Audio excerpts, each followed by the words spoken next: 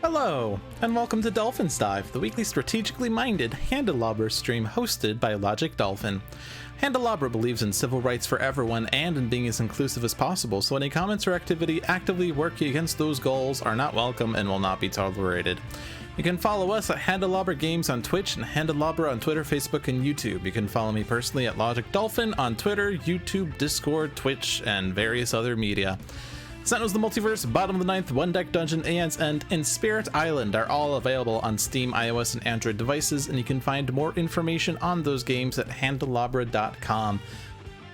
Oh boy, we're gonna make that an intro someday, right? So I don't have to repeat this blurb. Just have to record it, maybe, and send it to Krista. Yeah, alright, weekly one-shots, let's go. Toxic Treepies. After tracking your path of destruction through Rook City, the heroes have conquered the Matriarch in the twisting toxic mazes of the Pike Industrial Complex. The chemical vapors and mysterious compounds seem to be affecting the villain's flock in a dangerous way. This one-shot requires Rook City. Okay. Ultimate Matriarch, oh boy. Versus Team Leader Tachyon, Sacrifice Tempest, and Dark Watch Expatriette, and the Eternal Haka in Pike Industrial. That is either okay or terrible, depending on what happens. I have to get it completely right just once. Hey, I did it completely right. Ha ha ha, you've certainly aged poorly, Meredith. Fast living catching up with you? I am sorry for what we have done. I'm sorry for what we have gone through, but I cannot allow you to continue, cousin. Okay. So, Team Leader Tachyon has Accelerated Assault, HUD Goggles, Research Grant, Supersonic Response. Sacrificial Tempest, also known as Freedom 6 Tempest, has Chain Lightning, Electrical Storm into the Stratosphere, and Localized Hurricane. Dark Watch Expatriette has Arsenal Access, Flak Jacket, RPG Launcher, and Tactical Shotgun. And Eternal Haka is Haka of Shielding, Mare, and Mare. Okay, so what's going on here? Advanced Cohort cards are indestructible. Challenge, Domain cards are indestructible. Ho ho ho ho! On the flip side, in advanced increased damage dealt to hero targets by 1. So, domains are annoying. Domains kind of counter the Matriarch effect a bit. Actually, with 4 heroes, it's not quite the same, is it? So, Carrion Fields is domain. Whenever a foul card is destroyed, this card deals each hero target except the hero target with the highest HP 1 toxic damage. Whereas the Matriarch targets the highest HP, and they must either destroy one of their equipment or ongoing cards, or the Matriarch deals them 2 psychic damage. Somehow, this was the easiest Matriarch game you've ever played. Spoilers. Yeah, she's swingy. She doesn't have much of a setup other than Mask of the Matriarch. But she could also play, like, yeah, whenever a foul card is played, play a card. She could play all of her fouls on turn 1. Aided by the Mask of the Matriarch that says the first time a card other than a foul card enters play the top card of the villain deck. Usually Mask is priority number 1, although she tends to bring it back with Dark in the Sky. Dark in the Sky brings it back. But yeah, with this environment, it can be good, it can be bad. With a biomimetic plasma vat, most of the foul are negated because they tend to deal 1 damage, with the exception of the vultures because he deals 2 damage. Yeah, and they tend to either hit all or, oh, and this one also hit those 2. It's the highest, it's the lowest, it's everyone but the highest, it's everyone but the lowest, or hits all. So with a biomimetic plasma vat, damage is reduced by 1. So it's easier to just leave the fouls in play because they don't retaliate or deal as much damage. With the super cool Trisolvent vat, well, they'll just die because they all have 1 HP. With the Irradiated Cyclohexene vat, damage is increased by 1, so they hit harder, and so does she and the domains that are indestructible. The lab rats will tend to hit the fouls if we don't take out the fouls ourselves, so they might be fine. And then the explosion just wipes the board, and then will result in a lot of retaliation. Yeah, so it kind of depends on what gets played first. If Hyujin and Munin come out early, we're going to be destroying 2 cards each turn, and Matriarch will have a damage increase and damage reduction by 2. Now, cohorts are indestructible, but only on this side. So one of the things that makes advanced questionably easier, although it sucks on this side, since they're indestructible, you can put them at 0 HP, and then when Matriarch flips, they're immediately destroyed. And since she flips when the villain trash is shuffled into the villain deck, that means that for the current cycle, there will be no cohorts to deal with, which makes things a bit easier. On the other hand, the flip side's a bit more annoying because of the fact that she regains HP when a foul enters play, and when a foul is destroyed, she hits the lowest, which makes the lowester.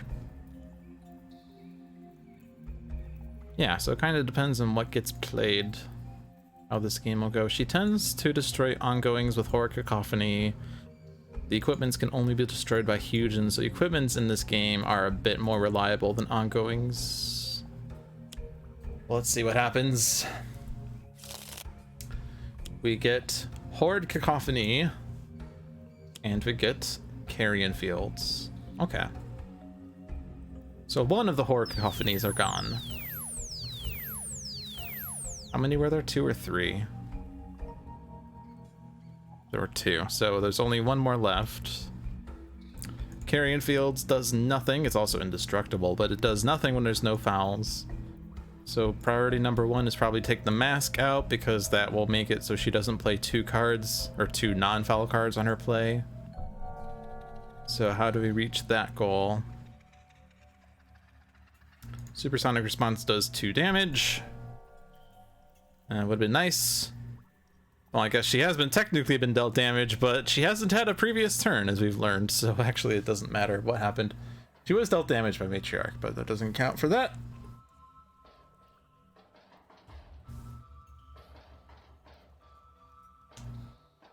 Frankly, I feel like that should... And maybe this is rectified in the definitive edition. The phrase, since your last turn, should also include turn 0, or the non-existent turn 0. Because basically it makes your turn 1 worse. Anyway, that's just my opinion. So Chain Lightning can do 4 damage, Localized Hurricane can do 3 damage, and will give a power that we can use in future turns. Localized Hurricane is really nice because of the card draw. I mean, it's such a great power that it's negated by the damage increase, but that is okay if there's nothing hitting Tempest. Shotgun does 4 damage, that's nice. And then Haka does 2 by himself. Alright. I think that means that Tempest can localize the hurricanes, because we have enough damage to take out Mask after that. Because there's 9 damage afterwards. So Tachyon can do whatever she wants. First play HUD Goggles. And Supersonic Response is actually going to be really nice to deal damage to Matriarch because of the Nemesis bonus. This can do 6 damage. Accelerated Assault can take out fouls. Of course, the question is, do we want to take out fouls? Carrion Fields would go off, Matriarch would go off, and if she plays 15 fouls, that's 15 damage on 3 targets there, and that is 30 damage spread across 15 targets there. How many fouls does she even have? Is 15 even the number? 3, 6, 9, 12, 15? Yep, 15 is a number, fun fact. We don't have a means of negating that damage just yet.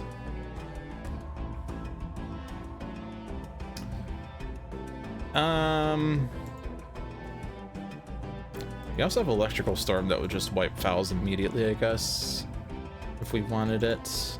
Well, not for this turn. It's a question of, is it even worth taking fouls out? I mean, there's no fouls in play. I'm just wondering whether I should save Accelerated Assault or not. Like, she will bring them back. with Darken the Skies. And if you destroy them and she brings them back, then she does her retaliations multiply for each time you destroy them. It's kind of better not to destroy them, although when they stay in play, they have their effects. I'm probably just going to do Accelerate Assault. Let's not overthink this. Card draws! Pushing the limits. Elemental Subwave Inducer. Unload. Vitality Surge. Sucker Punch.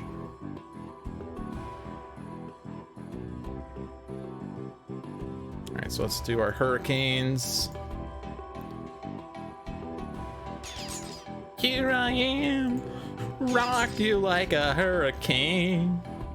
She has no ongoings in her deck, so Ball Lightning is just damage unless you want to destroy a friendly ongoing card, which there can be reasons to do that. Okay, so this is Shotgun.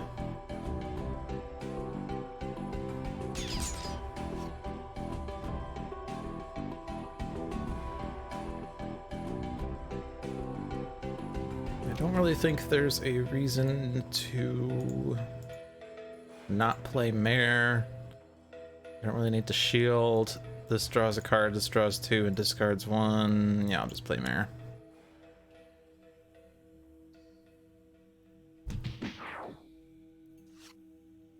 Talmoko. Enduring Intercession plus Talmoko could potentially save the heroes from the environment doing environment things, but we have a +1.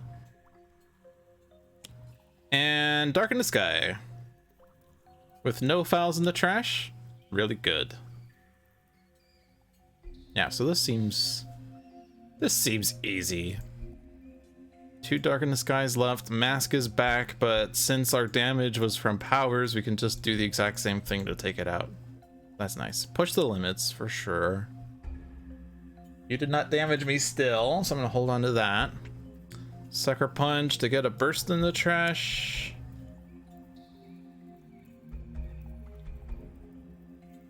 And I'm not likely to actually use Research Grant because Team Leader is such a strong power.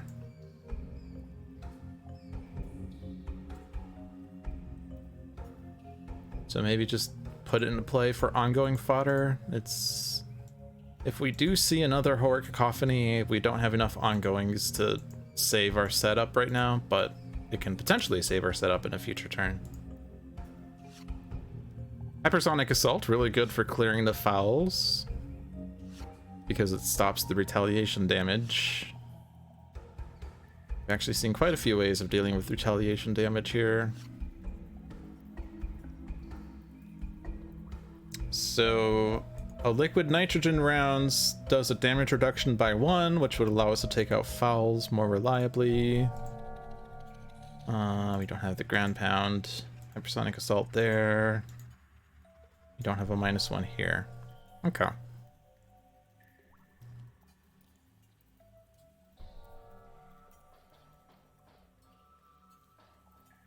Convert all damage to toxic damage. Select a damage type, reduce damage to Tempest of that type by 1.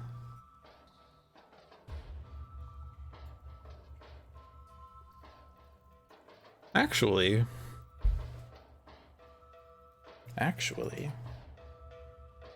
we could Stratosphere the Mask, and then she doesn't have a good play next turn. She'll just play Mask. Which means we don't get fouls, which means that she doesn't do anything.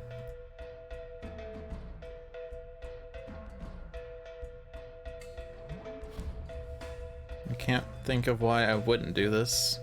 Letting her play anything could result in a cohort or 15 foul.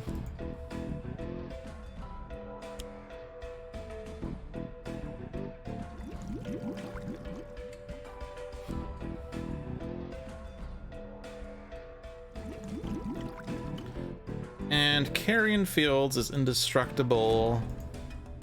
There can be an argument to hit it to guarantee that it's the lowest. It's currently the lowest. I think we don't want to hit it, because if it becomes negative, then the rats are always going to hit it.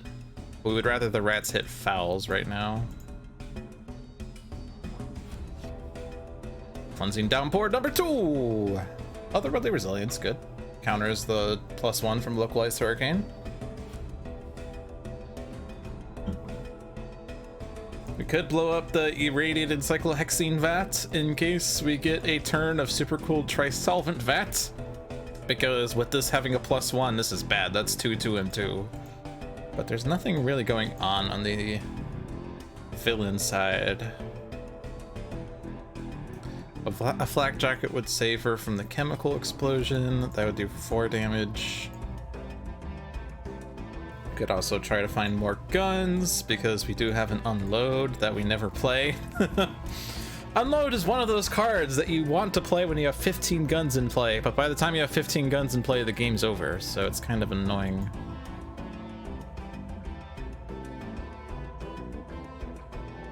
One of the things that I'm hyped to be able to do with the Sentinel's Workshop, or the Steam Workshop, whatever you call it, is to be able to come up with a variant so that I can try to find a variant for Expatriette that would work fairly well.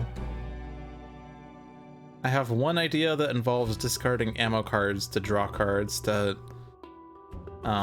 help the situations where you don't start with a gun. You do have to, of course, have to be careful that you don't create powers that are stronger than what currently exists, because see Tachyon, there's a power creep there.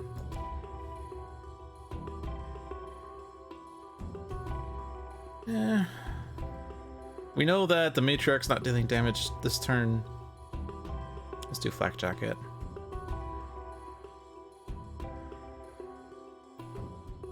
I mean, with the +1 and with the damage we have, this game could probably just be over. I probably don't have to worry at all.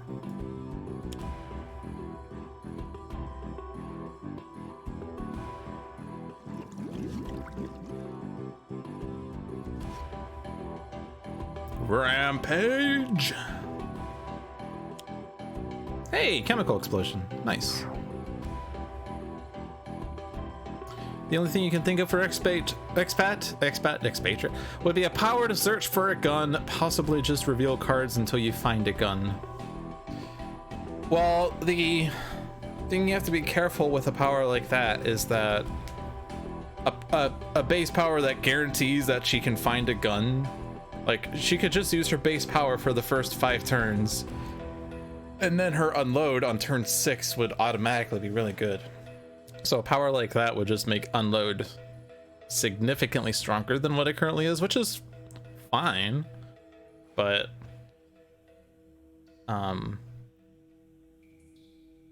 yeah, I would probably want there to be a cost effect, like discard a card if you do search your deck for a gun and put it into play or something like that, or discard your hand to make sure that maybe discard your hand actually would be a pretty good effect. Like it puts a big cost to have that guarantee you have a gun on turn 2. And it does help with the situations where your hand is just dead, like all ammo cards with no guns.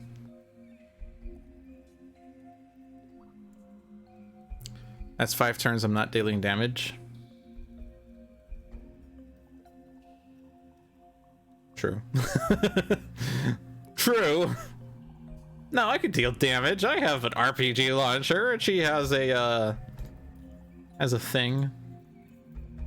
Air trigger reflexes. She can put guns out and deal damage if she has the right draw, but arguably she can, you know, put guns out and deal damage right now if she has the right draw. There's no redirects, right? Just a damage prevention on Expatriette, so.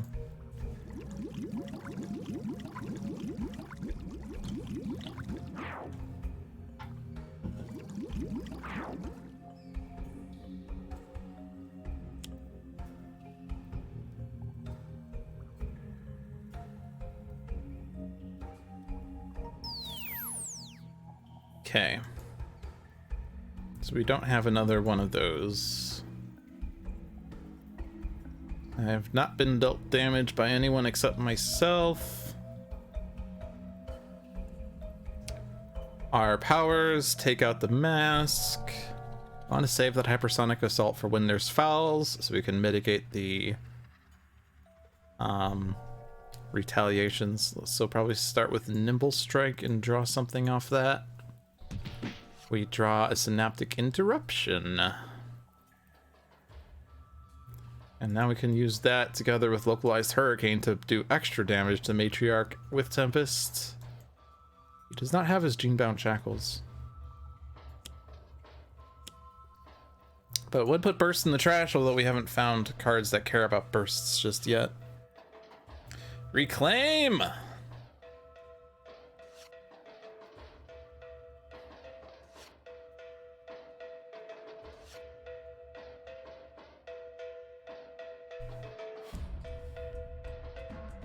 Reclaim for Stratosphere? Can't play it right away.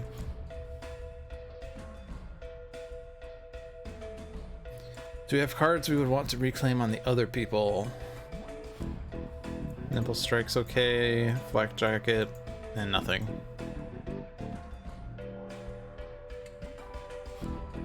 Expatriette only really cares about her innate until she gets a gun. After that, she's using the power on her guns until they get board wiped. After that, she cares about her base power in order to get set up again.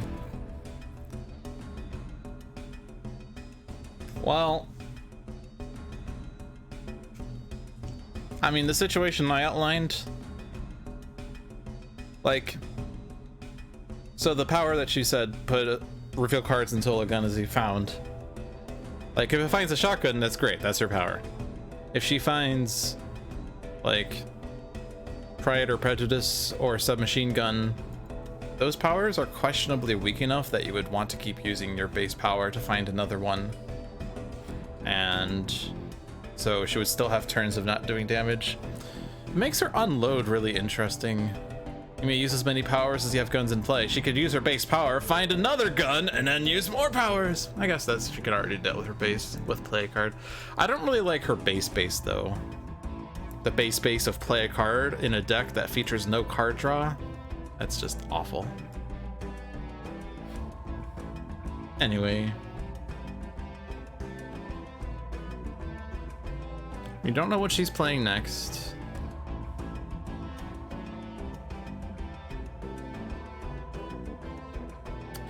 We have a Hypersonic Assault if fouls do come out, though. On the other hand, we could reclaim a Hypersonic Assault to just keep wiping the board, so probably don't play Reclaim then.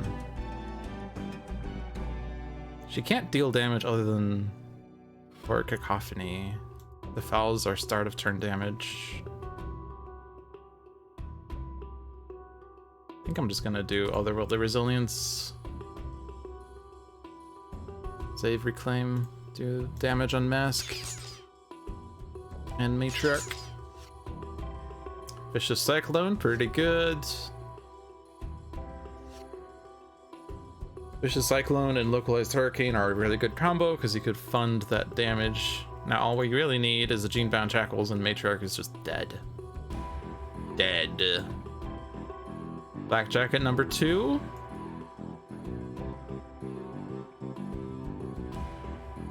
I don't really care about any other things right now. Ammo is weird. I guess one of the things that we could explore with base powers is to find ways of making ammo a bit better.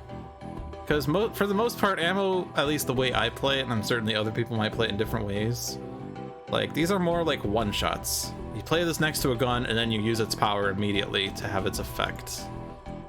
You can set it up so, like, you put it on a gun that you're not currently using, but that requires having 2 guns, and you put ammo on one of them.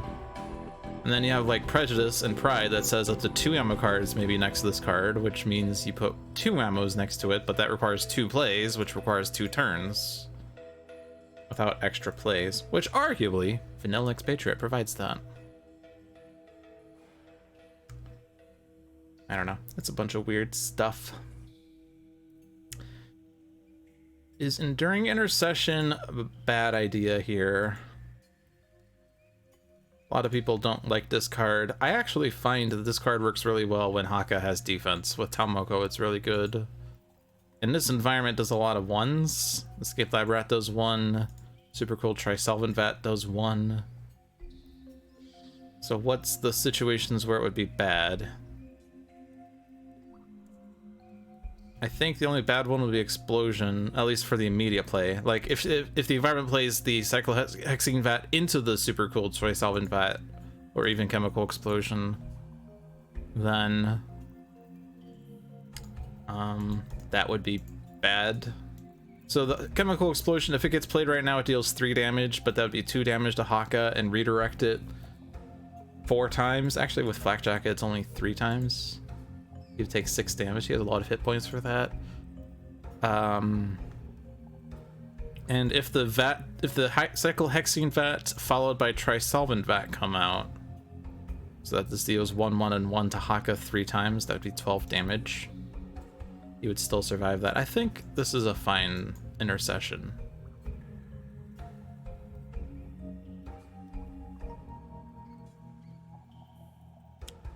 Plus it's ongoing fodder if worst comes to worst.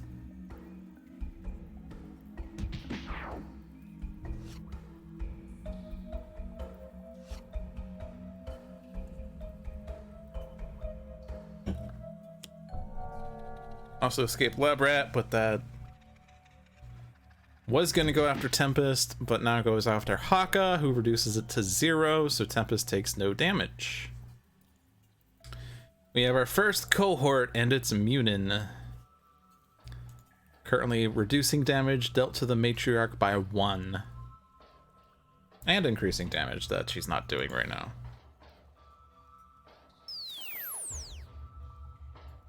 Unfortunately, no damage dealt.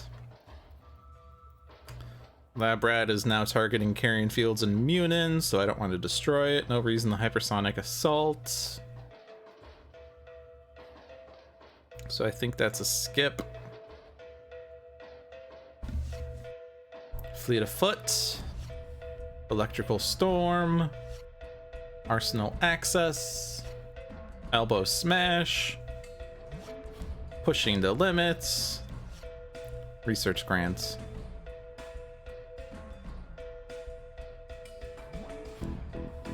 Yeah, so Munin is indestructible.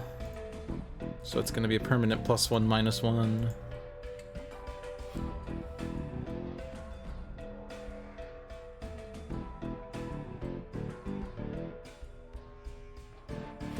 Tempest doesn't have the Gene-bound Shackles, so something like Electrical Storm is not going to go through to Matriarch right now.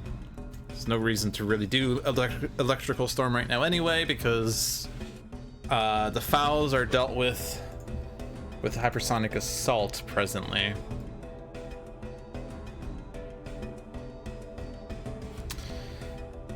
Vicious Cyclone is gonna do 0 damage right now, but it could potentially do 2 damage per card once we have Gene-bound Shackles. We haven't found any one of the 2. But probably putting it out there so that when we do find a Gene-bound Shackles, we can start using it immediately. Could also try Elemental Subwave Inducer to give extra defense to Tempest. But damage is no longer toxic, so we're not really guaranteed about a particular damage type. Matriarch deals Psychic, Carrion Fields deal Toxic, Fouls deal Projectile, Horror Cacophony is Sonic. The environment goes to Haka, so that we only care about the villain damage.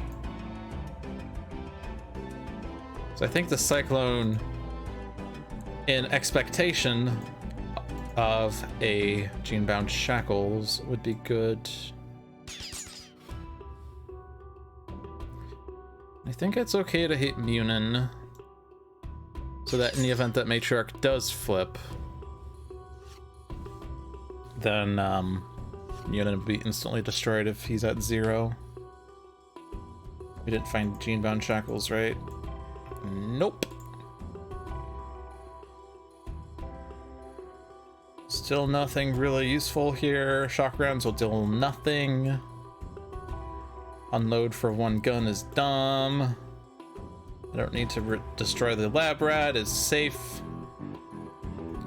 Don't need to reduce damage, so I guess it's Arsenal Access. Or Pride and Liquid Nitrogen rounds. Well, let's take Pride. Shotgun is still better.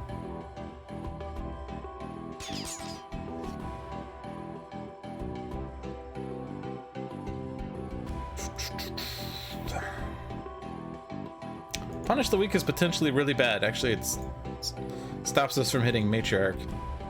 But this will basically increase damage to fouls until an indestructible card reaches 0 HP, in which case it's increased damage to targets that are indestructible, basically. So pretty bad. It is damage reduction from Rampage, but that doesn't really matter.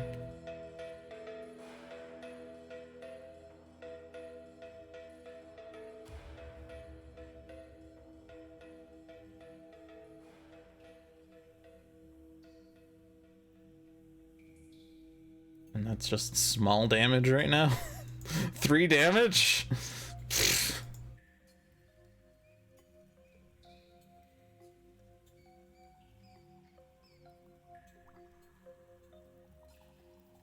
I wonder...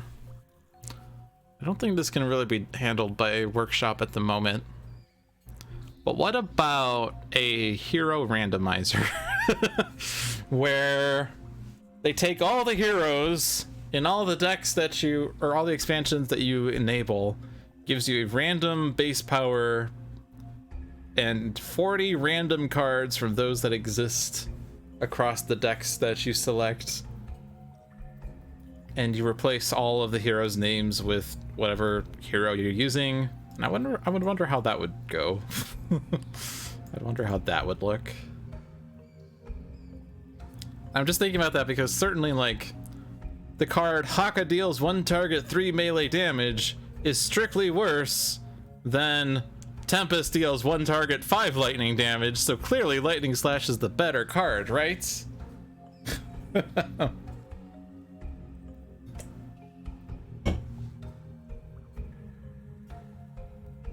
Like, why would you have this card? Why would you create Elbow Smash when you already have Lightning Slash? Oh, jeez.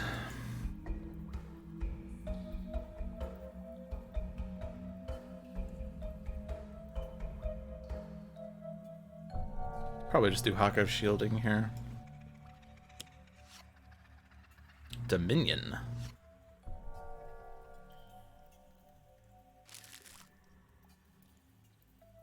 Don't really need more than 2 damage reduction right now.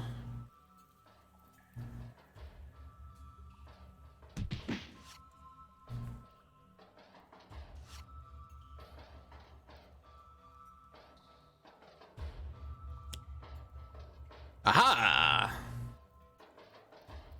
It's the situation that we prepared for. This is a card that I hold tab down for because it is just too many effects. But it's 0 damage to the heroes thanks to the combo of Enduring Intercession and Talmoko. So, there you have it. And finally, turn 5, we have our first foul. 2 fouls. 3 fouls. And there's the horror cacophony. So, Enduring Intercession, well, actually, it's doing something right now. This is probably why we did the Synaptic Interruptions, although we can use one to redirect the damage to Tachyon. I think pushing the limits can go. So we have a replacement.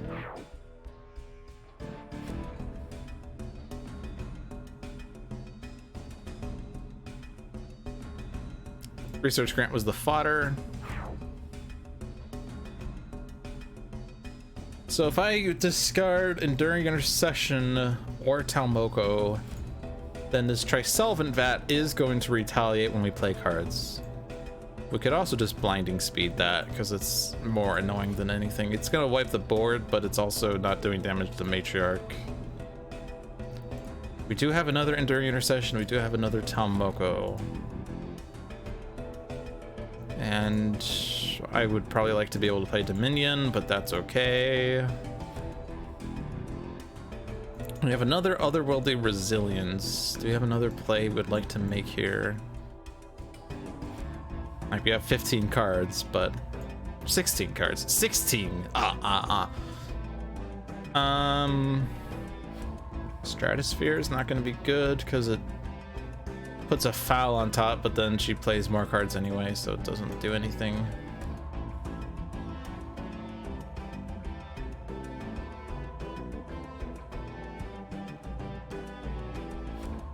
I guess Elemental Subwave Inducer doesn't have to be played right away. It's just not too likely to be helpful right now.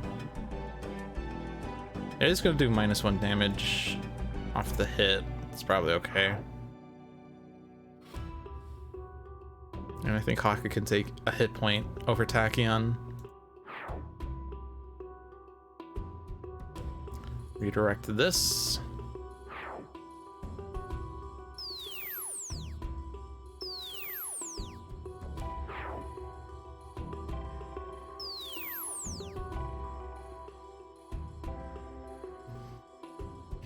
Okay, so every time you play a card, damage is dealt. We have 2 plays right now.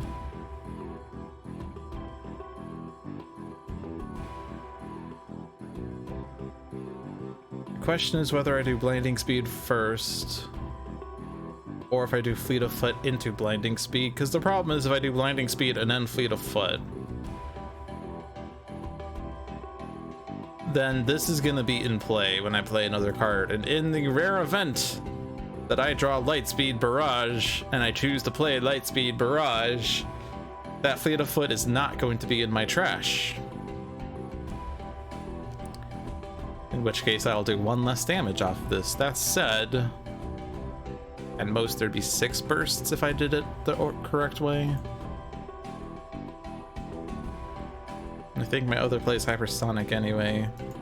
Blinding Fleet, Hypersonic, clears the fouls, and stops the retaliation damage. And I guess Tempest was gonna play a Reclaim to get that Hypersonic back, I guess, but probably okay. I guess we have a pushing the limits, but that doesn't really change the order. I just have to do Blinding, Pushing, Fleet, Hypersonic or something. Oh no, I could do Blinding, Fleet, Push, and then Hypersonic, and then that way in the event that I do want to play my Lightspeed Barrage, the order is then correct.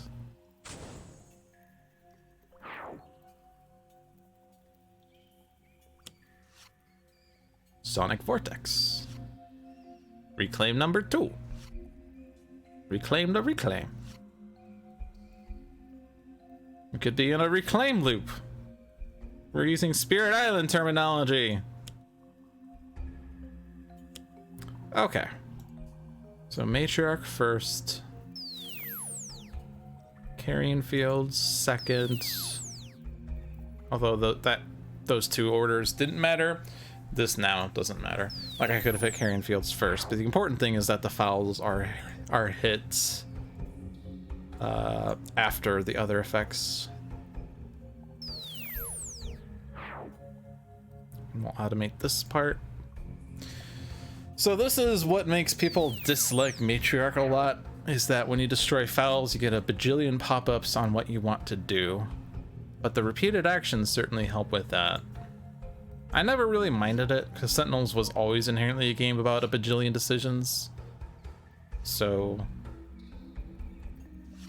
I don't really mind it. I mean, it's good that there's UI to help with that, but I don't know.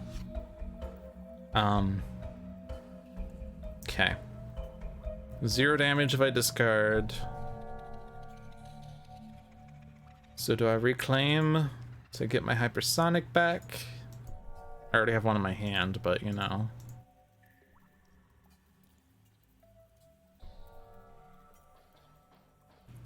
It doesn't mean that Tempest is going to be a little exposed, except damage is still redirecting to Haka, right? So I think it's okay to let Tempest be a little exposed. She can't do damage anymore until the start of her subsequent turn, so I think it's okay. Take Hypersonic. We have an Otherworldly in my hand. Stratosphere stops Mask.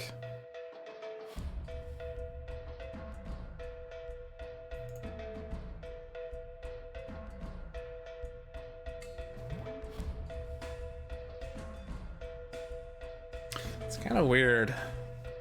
If I put Arsenal Access on top of my deck and then I play Arsenal Access, I don't actually draw Arsenal Access.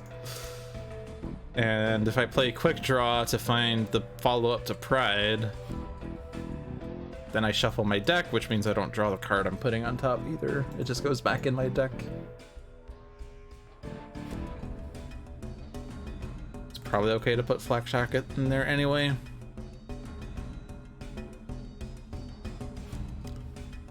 Still have too many mares. We have replacement Talmoko. We have 2 replacements. Haka shielding his card draw.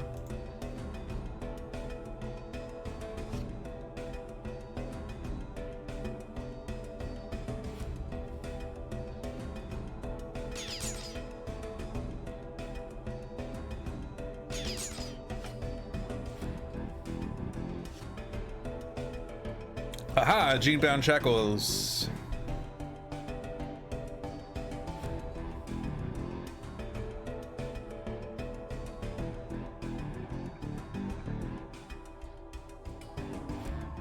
I think we'll just take another gun.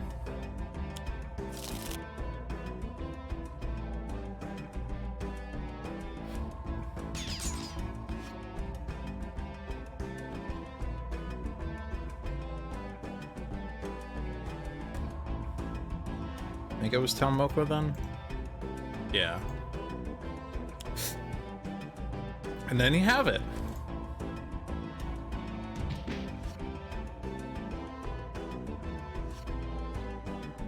Aha! Chemical explosion. Once again, Haka takes 6 damage. Although synaptic interruption redirects. Yeah, so it is going to be 6 damage because I can redirect this. Haha!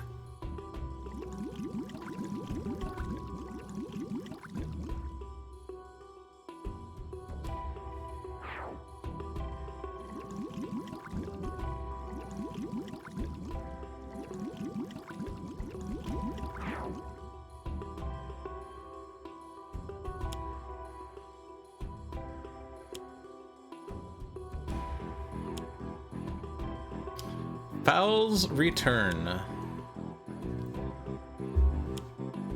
But the good news is we put the mask on top,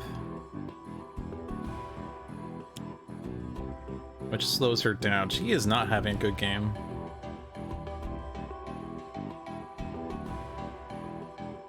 And we take the damage here because we don't have a replacement pushing.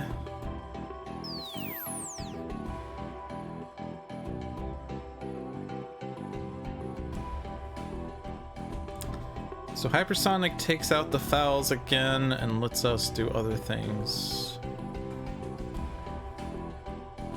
Probably want to dig for Lightspeed. She's going down soon, right? So it doesn't really matter what I do. I have 3 plays. Let's start with Quick Insight.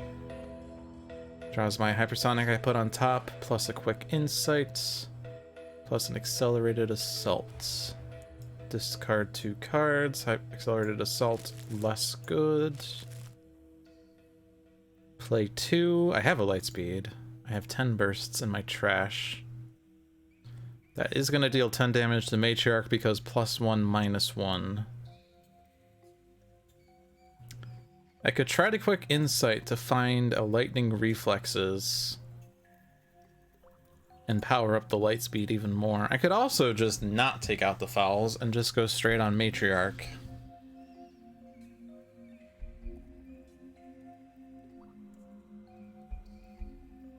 $10 and 3, 13. She's at 9. Stratosphere. 1 is 8. 2 is 6. 3 is 3. And then Elbow Smash and Mara wins it. Yeah, that would work.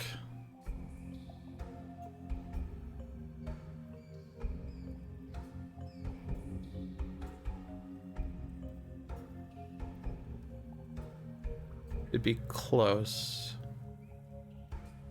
I have a Haka of Battle? No. They were all in the bottom halves of my deck. Bottom half of my deck.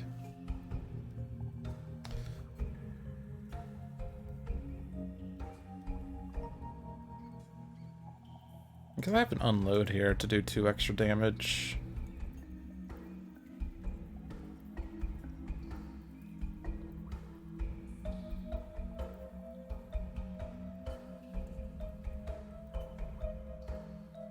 If I don't, actually, I don't have to Stratosphere. I could just use Lightning Slash. Because that's 5 damage. Well, 4 to Matriarch. Still more damage than Genebound Shackles on a localized hurricane. Yeah, I think we have enough damage. We'll just go for it.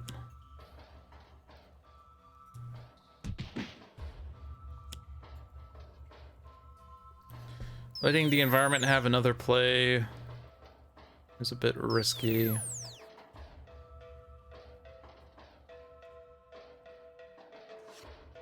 Oh, I would have drawn lightning reflexes.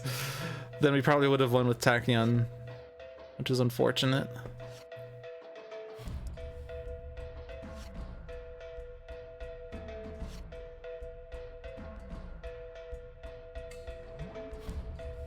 This is gonna do 0, unfortunately. So that Vicious Cyclone, not very vicious.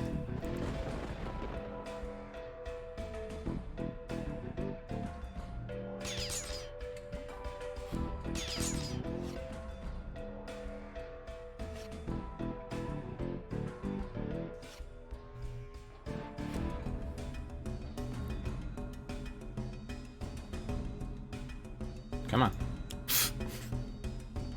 Might as well aim. Although it doesn't do anything. Okay. Matriarch Ultimate Mint.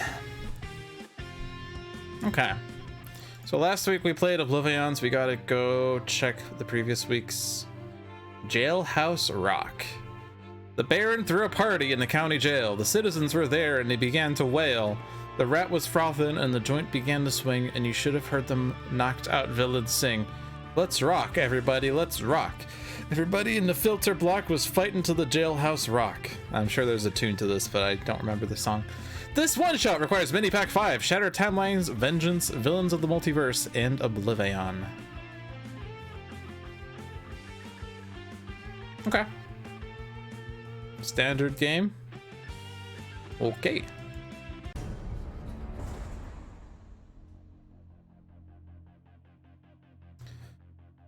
No time for talk, just gonna burn them all! Just walk away. The only thing at the end of this road is a world of hurt. Okay. Team match. Road Warrior Mainstay. Until the start of your next turn, whenever a target deals damage to the Mainstay, he may deal that target 1 melee damage. He comes with a Durasteel studded chest, a headlock, a leader of the pack, and a Void Belter. I'm kind of looking at these cards just because I'm trying to remember what they all do. Reduction, hit points, cards. Damage dealt to a target is irreducible. Damage dealt by the target redirects to Mainstay and is also irreducible. And when this card is destroyed, deal 1 target 3 projectile damage. Potentially we will need this to deal with irreducibility, especially if Citizens Hammer and Anvil decide, hey, let's make damage dealt to villain targets reduced by 2. Leader of the pack. Whenever a hero target would be dealt damage by a source other than a hero target, you may redirect that damage to Mainstay. When this card is destroyed, you may draw a card and play a card. And when you get dealt damage, you may deal that target by melee damage. Cool. And then Void Belter deals 3 damage, can destroy 1 of my ongoing equipment cards. And when this card is destroyed, Mainstay deals 1 target 2 projectile and 2 fire damage. Okay. Chrono-Ranger best times. Bounty board, just doing my job. Sudden contract, terrible tech strike. Best times Chrono, really good in Vengeance games because the bounties then can be targeting 1 source but won't leave play when the target leaves play. So you can spread the bounty love, as it were. Dark Watch Harpy. You can flip a control token and play a card with her power. Comes with an ancient tome. I'm doing this for the heroes that I'm less familiar with. I still feel like I'm less familiar with the Levan heroes, even though I've been Sentinels focused the past several weeks. But yeah, this gives me ongoing cards, reveals, puts one hand, discard, could play. Flip an arcane token to deal damage, and then deal damage. Conjured Aura. First time Harpy is dealt damage, you can flip a token at the start of return, deal damage. Direct Strike. Flip arcanes, draw 2, discard as up to as many as there are birds, and whenever a card is discarded, deal damage. We also have Cosmic Inventor Writhe, who comes with the Shadow Projector power, which is a pseudo Shadow Cloak. As an erratic form, if the Shadow Cloak is destroyed, a Lurking Shadows, a Nowhere to Hide, a portable dark lab. No Shadow Cloak discovery there. Bloodmage Lifeline. Ooh, is it over? The game was won before a card was played. Alien Arcana. Enclave's Tech Hunting Memories Repair Line. I'm just gonna get the show on the road.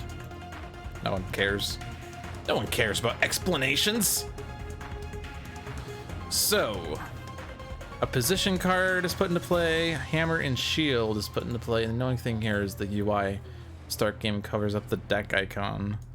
Hammer and Shield reduce damage dealt to Citizen Anvil by 1 at the end of Citizen Hammer and Anvil's turn. Citizen Anvil deals the hero target with the highest HP 2 melee damage. 10 HP. The combination of Hammer and Anvil is 35 HP. Oftentimes in team games you question whether you should bother going after targets that are not character cards. At the end of Citizen Hammer and Anvil's turn, Citizen Hammer deals the non-villain target with the second highest HP 2 fire damage. At the end, if Citizen Hammer is incapacitated, Citizen Hammer's character card flips and is restored to 17 HP. So Anvil brings Hammer back reliably. Hammer brings Anvil back with Bastion. If Citizen Anvil is ever incapacitated, flip his character card, restore him to 5 HP, and destroy this card. On the other hand, when Anvil's incapacitated, then we don't deal with Bastion. Bastion's pretty bad. Reduce damage dealt to villain character cards other than Citizen Anvil by 2. Pretty bad. Baron Blade. At the end of Baron Blade's villain turn, Baron Blade deals the hero target with the lowest HP and himself 2 melee damage, but he starts with genetically fused physique and a device. So, genetically fused physique, reduce damage dealt to Baron Blade by 1. At the end of Baron Blade's turn, Baron Blade regains 2 HP. So he has a lot of sustain and a lot of defense. And he starts with a random device. Friction starts with shock dampeners and stolen gear, and at the end of her turn deals 1 damage to the hero with the highest HP. Shock dampeners makes her immune to lightning damage. Stolen gear plays an extra card at the end of her turn.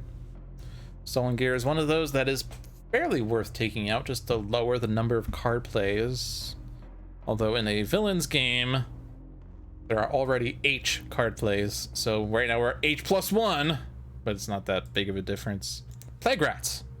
Plague Rat is immune to toxic damage. If there are no handlers in play, increase damage dealt by Plague Rat by 2 at the end of Plague Rat's turn. Plague Rat deals each target 1 toxic damage, then Plague Rat deals the 2 handlers with lowest HP 2 melee damage. He likes hitting villains, fun fact. But he starts with 2 handlers, and the handlers are what control the Plague Rats, and some of them reduce damage, or increase damage to hero targets.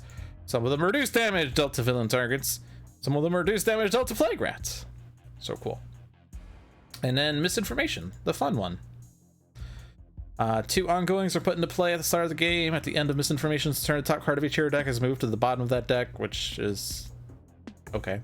But she starts with 2 random ongoings. Her deck is very filled with ongoings. And some of them are interesting because they can actually benefit the heroes. Unshackled Destiny benefits heroes. Twisted Reality sometimes benefits heroes.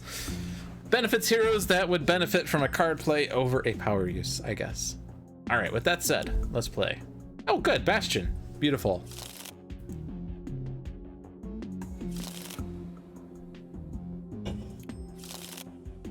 Impulsion Beam stops extra plays and card or powers. Oh, Plague Wrapping dealt damage, plays a card. 2 of those. Unshackled Destiny prevents a destruction. Villain targets are immune to damage. Prevent the next damage dealt by Lifeline. I mean, if you say so, you just made my Writhe strike even better.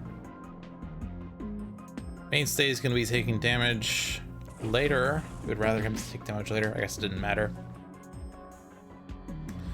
Okay, so a world improved. At the end of a hero's turn, if no cards are played and no powers are used, that turn destroy this card. That's the only way that we'll be able to damage villain targets.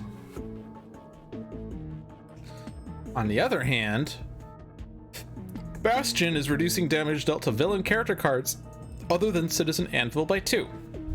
That's bad. Hammer and Shield is reducing damage dealt to Citizen Anvil by 1, so even though he doesn't have a -2, he does have a -1. The Impulsion Beam is stopping us from playing lots of things and using lots of things. Shock Dampeners, Installing Gear. Yeah, so we've talked about those. The Remo Core Analyst isn't actually that bad, as long as Plague Rat's not dealt damage, but...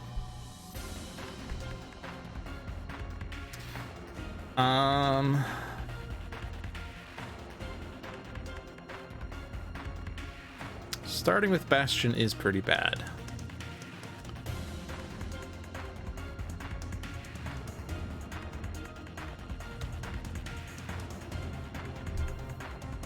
Starting with World Improved, slightly bad. Question is whether we try to take out World Improved immediately, because we're not likely to deal damage. The only thing that we can really use to deal damage is Headlock to make damage irreducible.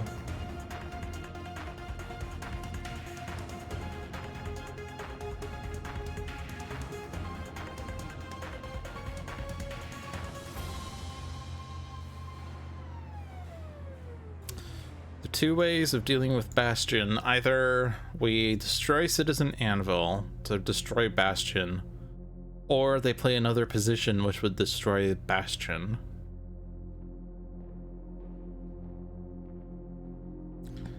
So like if I were to play Headlock, I can't deal damage with it just yet, but I would be able to damage Anvil.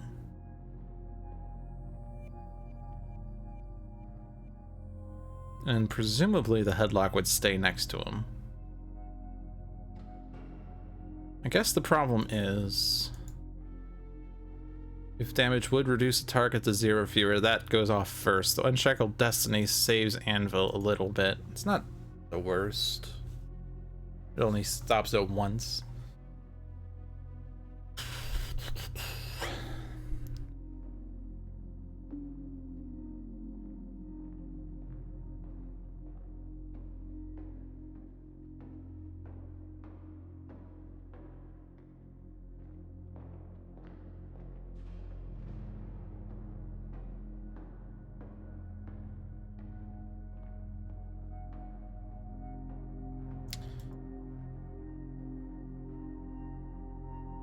I would also like to be able to put a bounty out to deal extra damage. Like, by any means is really good. Generally the one you would want. The one you would want first.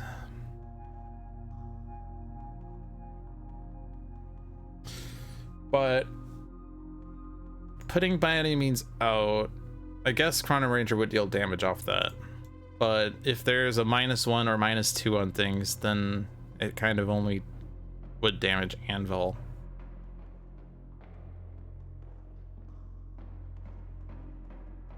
Do we have ongoing destruction, I guess, is a question. I don't think we did.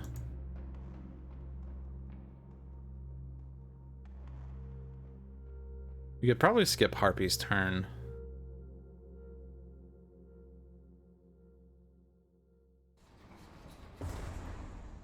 And then let that destroy World Improved. We would really like for this to be super effective, but with -2, it's so bad. Ugh.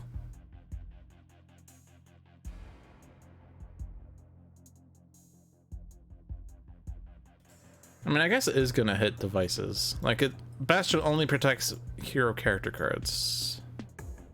Or villain character cards, not heroes.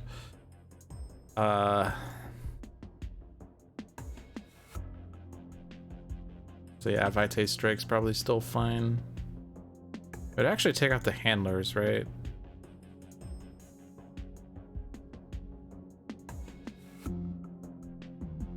So I think I do Headlock to take out Anvil to help get rid of Bastion faster. And then Anvil's gone. There's one fewer Bastion in the deck.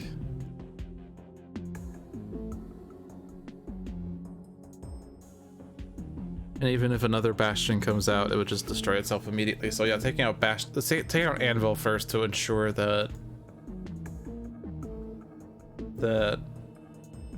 he just goes away faster. Yeah.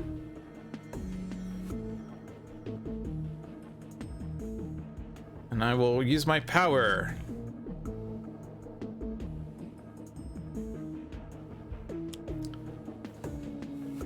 Baron Blade puts out Ruin. Damage. Damage. Ruin actually doesn't do that much. If Arch and Adept is active in this game, destroy one instrument card. Well, he's not. Sudden Contract will put a bounty into play, but Impulsion Beam doesn't stop cards being put into play, it just stops plays. So I want by any means. I'm gonna want that. I'm gonna put it on Baron Blade. He's very likely to be the last one we take out, especially if we don't deal with the genetically fused physique for a while. And oh yeah, World Improved is still active, so this doesn't do anything. But for now, we want Citizen Anvil to be benefited by any means.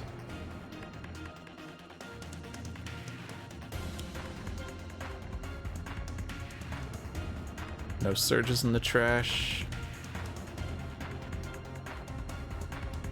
Still no. Oh, it still can't deal damage to villain targets, so let's put the off for a second. And you got dealt harder. I want to deal damage, but I can't. Take out Shock Dampeners would let Friction take herself out, so that might be a good card to take out because it kind of pays it for itself slightly. All right, you have to not play cards or use powers.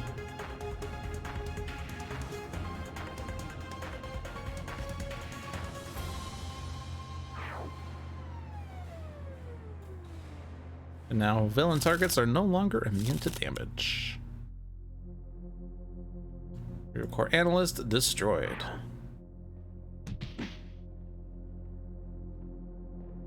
Okay. So what was the X on that? X equals 5 minus the number of handlers in play. Okay. 1 damage to everything. Which is -2 still. But 2 irreducible to Anvil, pretty good. Your core analyst not going down. I don't think there's anything that's order specific here.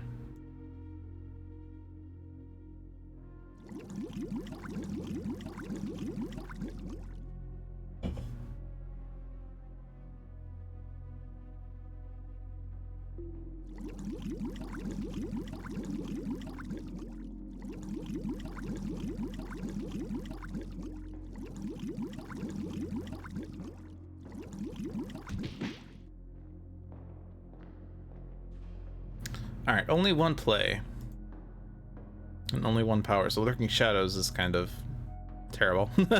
And Nowhere to Hide's also terrible.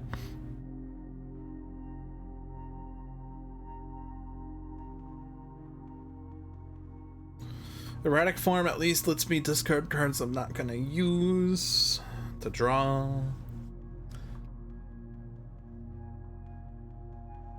Shadow Projector on Lifeline's actually fairly decent because it stops Vitae's strike from hitting himself. Even though the next damage is prevented for what it's worth.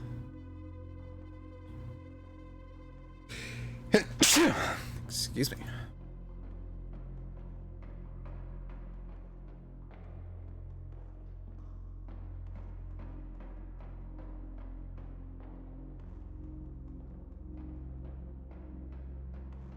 It'd be nice if I could somehow deal enough damage to Citizen Anvil to destroy Bastion in time for Vitae's strike. I don't think that's happening, no. I can deal 4 damage with nowhere to hide.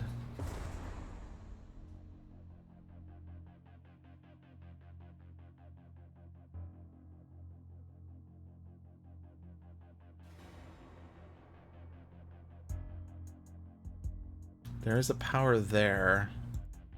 But we don't have damaging powers per se. Do have an arcane explosion.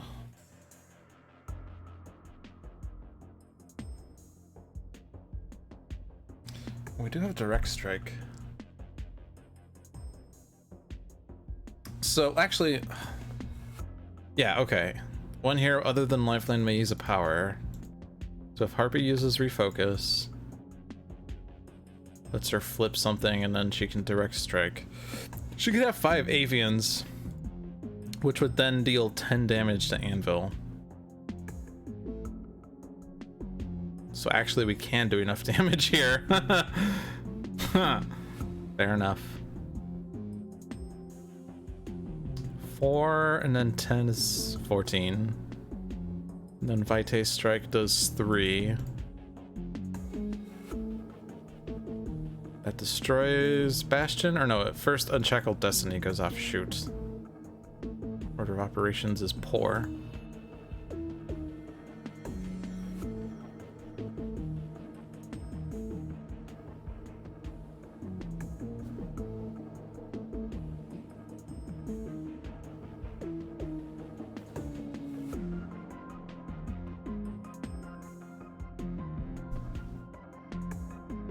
You'd also have to discard 5 cards. Which she does have 5 cards to discard, plus she's drawing 2. That is kind of tragic. We're just short on the damage. 4 and 10. No, I don't want to be famous. 4 and 10 is 14, puts Anvil down to 2. Vitae's strike does 3, and that would do it. Play Repair Lifeline, play Nowhere to Hide, and it's just sad because that's the best we can do.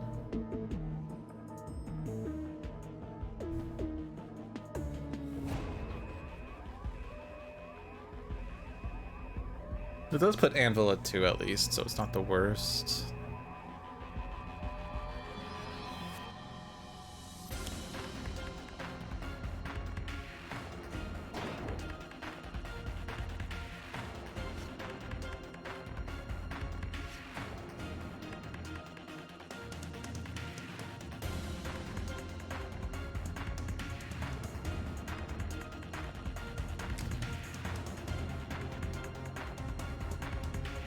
So you don't need this just yet because Vitae's strike, the first action is prevented, so I'll just target myself since I don't have the Shadow Cloak yet.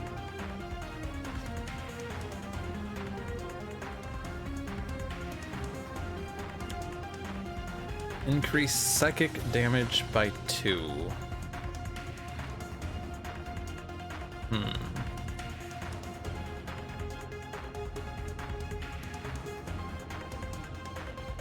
So that's not psychic. That's psychic. Not the right psychic, though.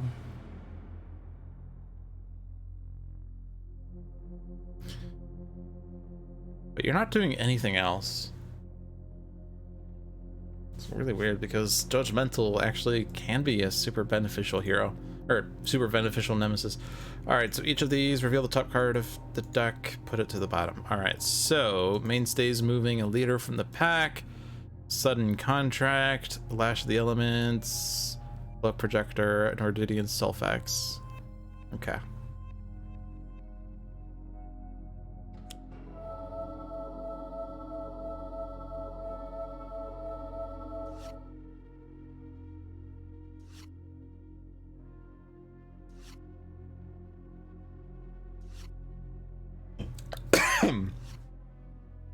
Cosmic Immolation.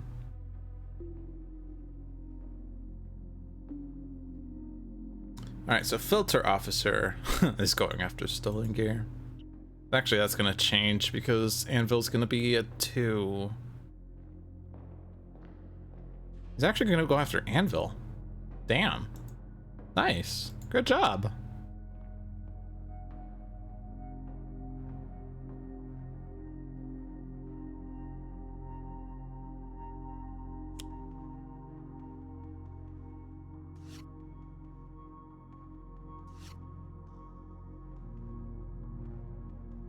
Okay. So we're discarding 5 of these. Oh. Oh yeah, I can discard up to only 5. Yes, I'm discarding 5. For a second I thought I could discard any number. That is incorrect. Conjured Aura plus Harpy Hex seems correct. I want to keep those. So summoning is also fairly good.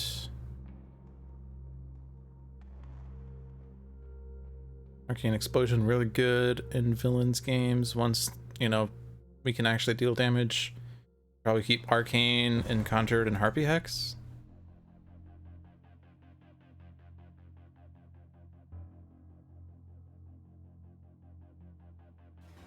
I'm gonna do that.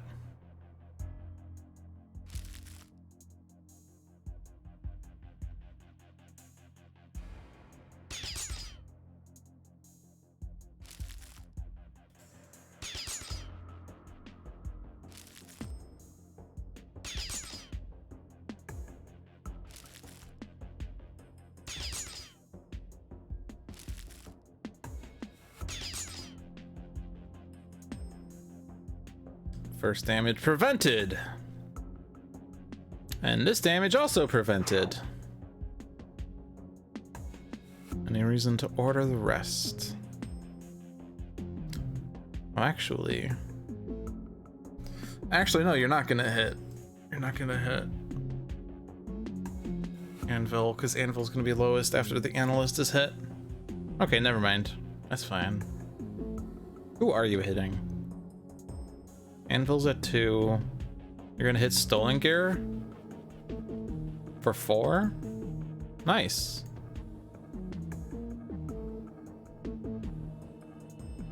Don't think the order matters.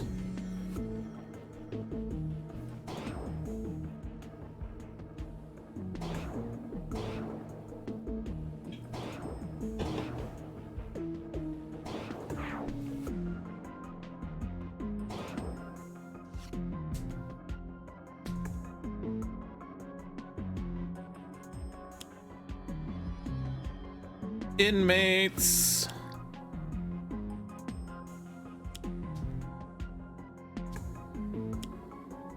And Char with a +2. Oh my.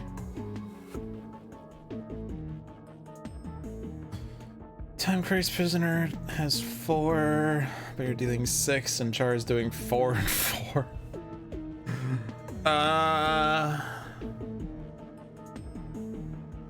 Can I let that happen? Can I let that happen?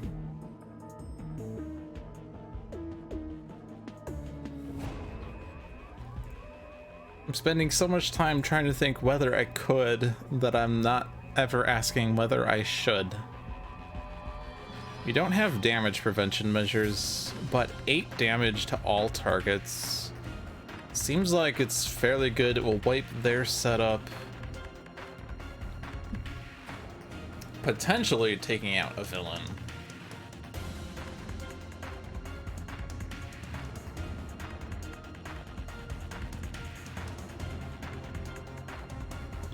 You didn't find a Shadow Cloak source, did you?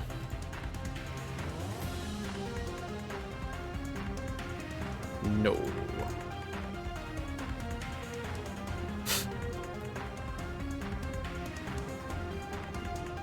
I think I'm taking out stolen gear anyway.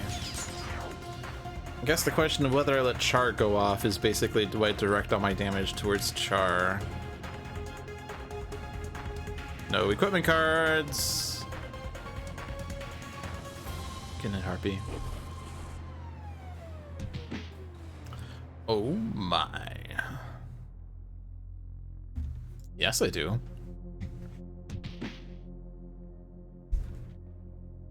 Citizen Anvil re-enters play, and Bastion is gone.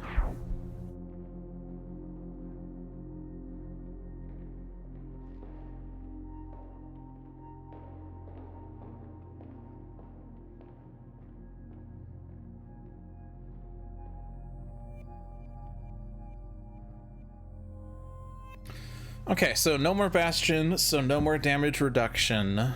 Except, of course, Baron Blade has one, but we still can't destroy ongoings.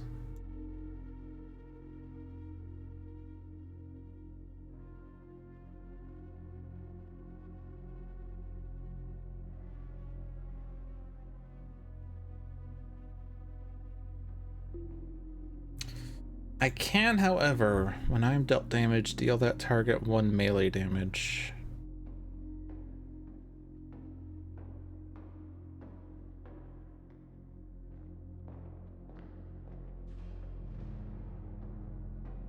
Whenever a hero target would be dealt damage by a source other than a hero target, you may redirect that damage to Mainstay. Oh my god. Well, that is a way of dealing with Char on the hero front, is Mainstay just takes it.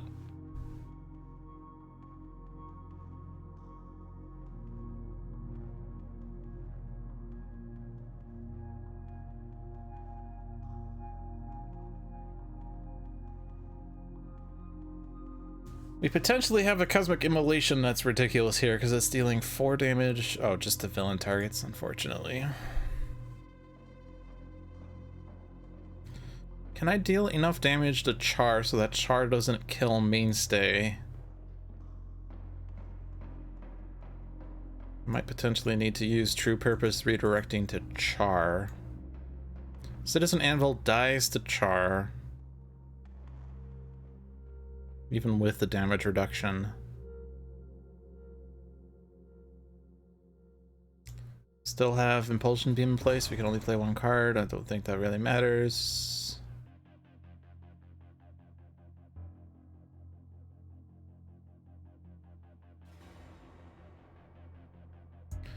Deal each target damage equal to the number of avians. Oh look, I have only avians. Oh boy.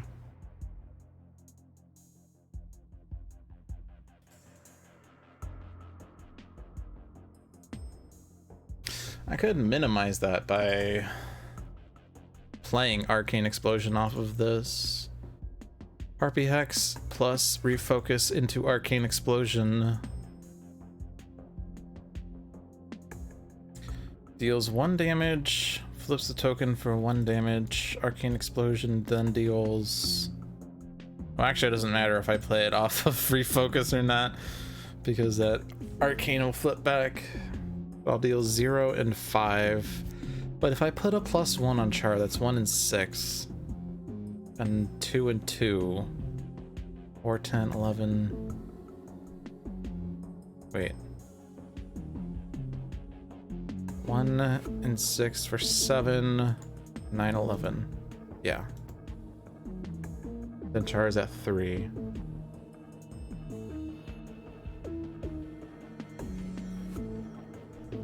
This would hit for 2.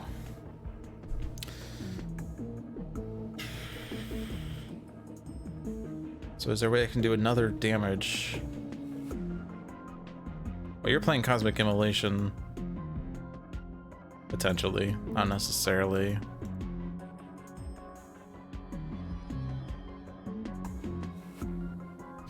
Would like to prevent the first damage dealt to that hero each turn, if possible.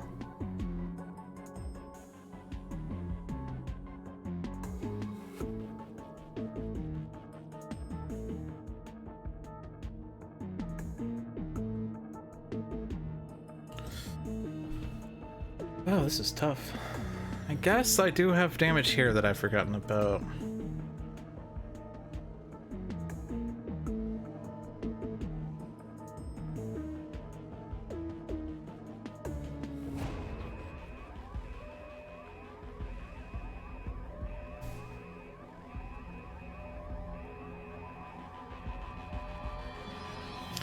Yeah, Rook would prefer to keep Terrible Tech Strike to damage something that has a +1. I guess I could just do my job and discard stuff and do that damage on Char. So that happens before Char's benefited by it by any means. So that's 1 damage there. This goes off. And then we have 2. So Char's at 11. We flip a token, deal 2. Char's at 9. Arcane Explosion deals 1 to Char. Char's at 8. Deals 6 to Char. Char's at 2.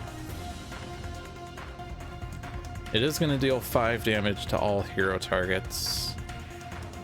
That seems like it is really good damage. Unfortunately, it happens after shock dampeners.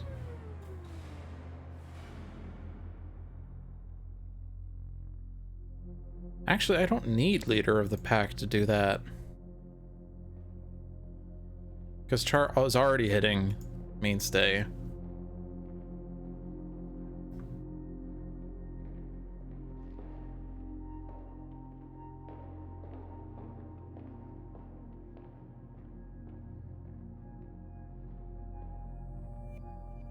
In which case, I think I just minimize damage with Dursteel studded vest.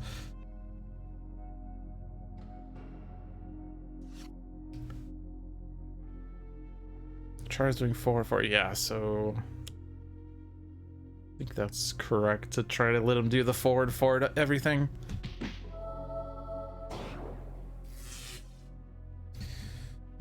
This card deals itself and each non-villain target 1 energy. Well, that hits Char.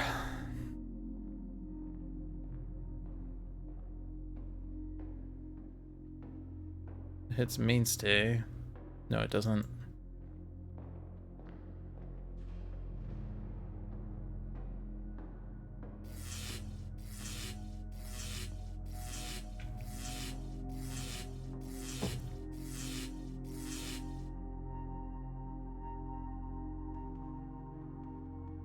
So we did do a damage then.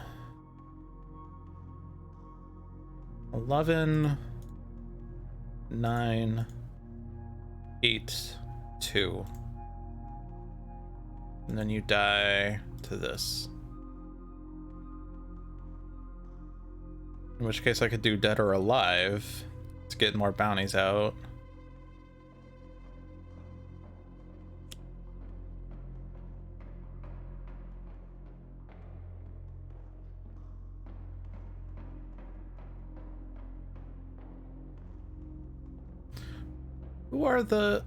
Who is hitting Plague Rat? That's okay. Actually, Plague Rat's gonna be hitting Char, isn't he? In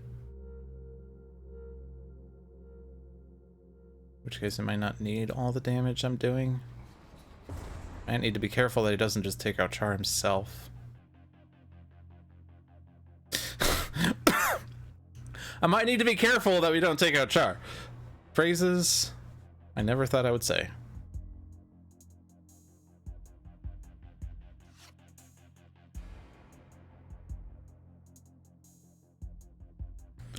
Friction only has 1 play.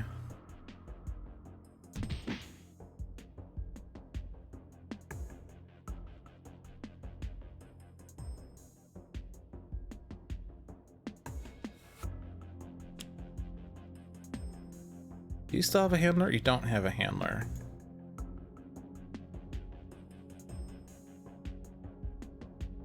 So Plague Rat is dealing 3 damage at the end of his turn, which is 4 damage to Char.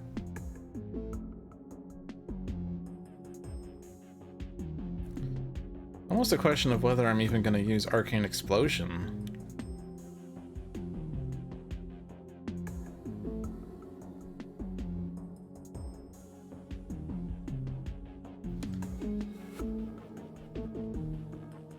if you're dealing 4 to Char, assuming you don't put a handler out, that's the problem, is he gonna put a handler out? If he's dealing 4 to Char, I don't actually want to do any Harpy Hex damage here. Because Arcane Explosion is dealing 7. Puts Char at 6, and every hit puts Char down by 2.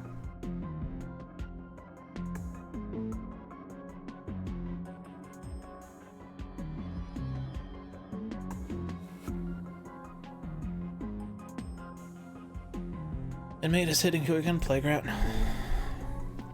You hit the second highest HP. So highest is Baron Blade, second highest is Plague Rat. So if I'm not hitting Char, I'm hitting something that is not Baron Blade or Plague Rat just to ensure that the Time Crazed Prisoner doesn't screw me.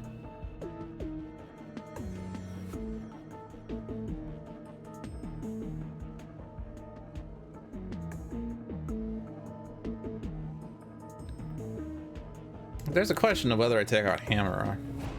Increased fire damage dealt to non-villain targets by 1. The villain target with the lowest HP regains 2 HP at the start of your turn. There's not that much fire damage, is there? At least not innately. Increased fire damage dealt to non-villain targets. I guess this is fire damage, isn't it? The funny thing is that potentially Char deals more damage if Hammer's taken out. Oh my god. There's no plus here.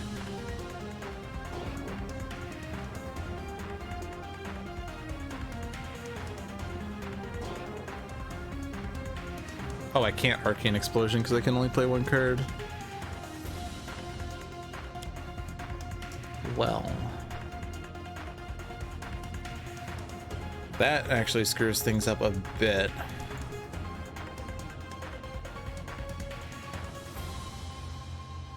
Time Crazed Prisoner is dead anyway, so I'm not worried about that part anymore. Imprisoned Rogues actually are dead, so Char's dealing less damage. Okay, so actually we're not getting the super big hit from Char anyway.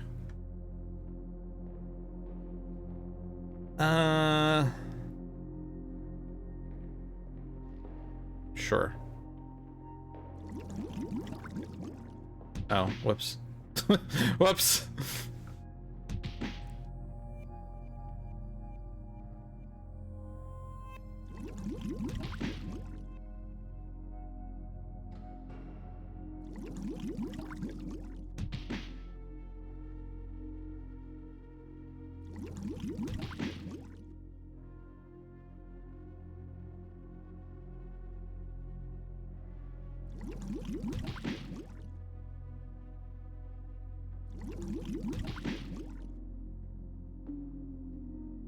Kind of just figuring out what makes sense here. This is prevented.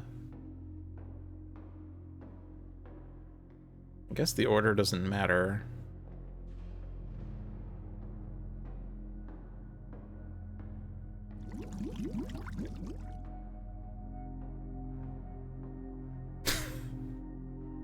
Yes.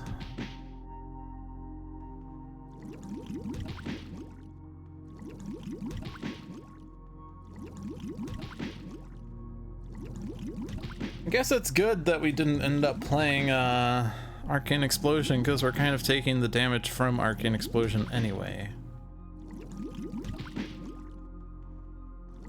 I guess the thing I forgot to count was the fact that I guess the Imprisoned Rogue. Oh no, yeah, the Imprisoned Rogues were dying to play Gret anyway. So trying to use Arcane Explosion to take out those things would just be bad. I guess the order matters here. Except it did all the things anyway, so it doesn't matter. It doesn't matter at all. They're all dead. They're all dead. Anvil's dead.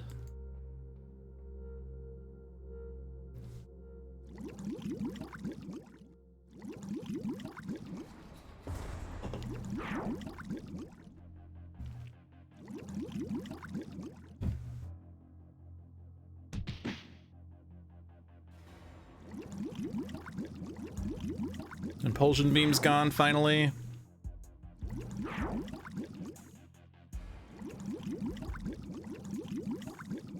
Shock dampeners are gone.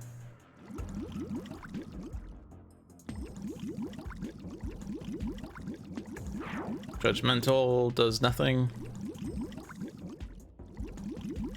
Char still dies when he hits. Oh, Filter Officer survived. And he's at Empyrean right now.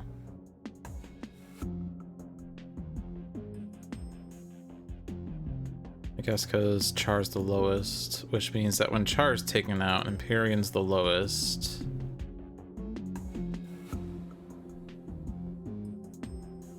Oh no, Empyrean is dead by Char, maybe.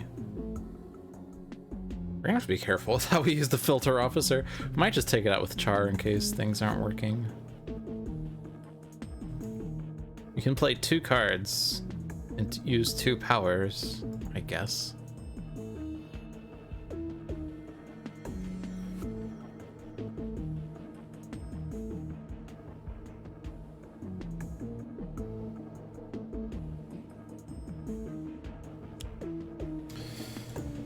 Prevent damage to Writhe. Maybe?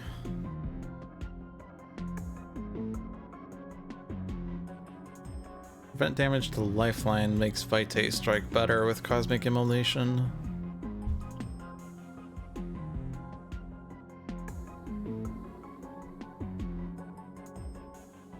I think we can let Writhe take a hit.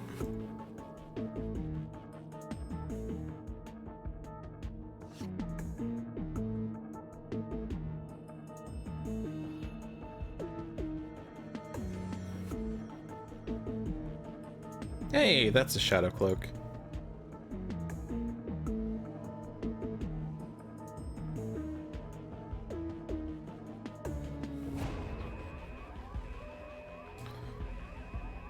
Increase damage dealt by Writhe. That target is always have such a hard time using Lurking Shadows.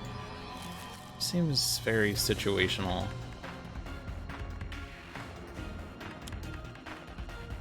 Heroes cannot use powers.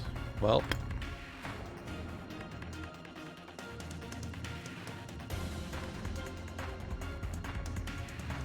We can still do stuff, can't we? At the end of each player's turn, that player may play a card. So we could still do Cosmic Immolation and then play something that does damage.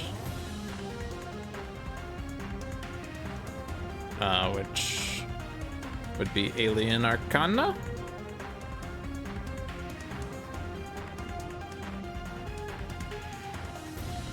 Alien Arcana first and play Cosmic Immolation off of that.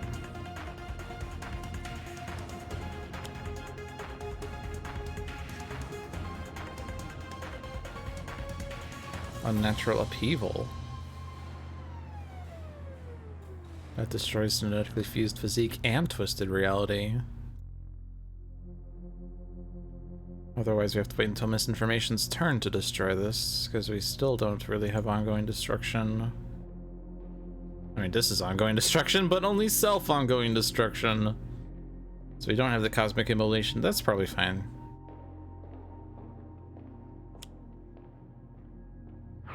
That damages Baryon Blade more. That gets rid of that. Lets us use powers. When this card is destroyed, Mainstay deals 1 target 3 projectile damage.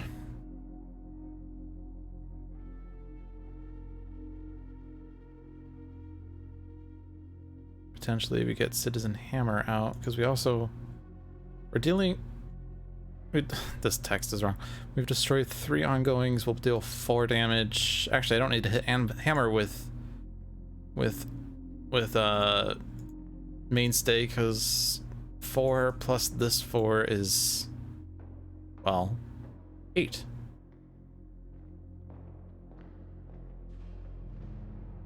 So...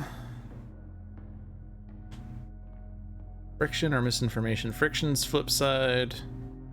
At the start, destroy here, ongoing, that's terrible. Misinformation's flip side is discard and draw. That seems certainly a lot better. Plus this card's not doing anything once Hammer and Anvil are both gone for good. This is 3. Not affected by anything, so let's go for Misinformation with that. Do the 4 damage to Hammer. Deal 1 damage to Misinformation. And then here's very important decisions. Take out Hammer first. Although this doesn't benefit the non-villain targets. Or it only targets non-villain targets, in which case it's extra damage to Mainstay, but Mainstay has to be hit last anyway. Definitely do that. So they're gone for good.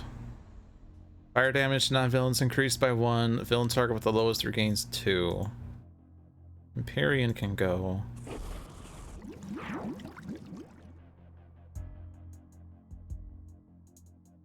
Just hit villain targets, basically.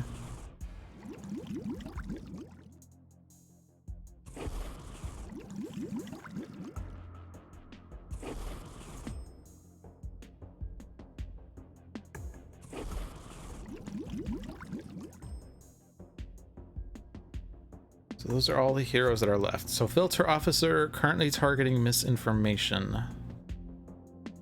Misinformation's at 8.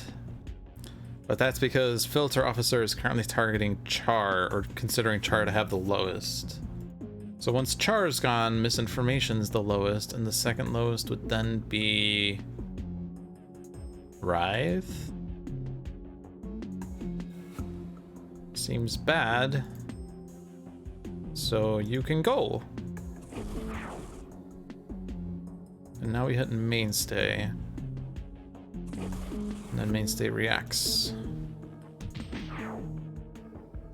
And Chrono draws a card. Hunter and Hunted. Non-agent with the lowest is Misinformation. She cannot deal damage. And she regains some move back. Okay. There is something to be said that actually Plague-Rat should be considered here for taking out Misinformation at least.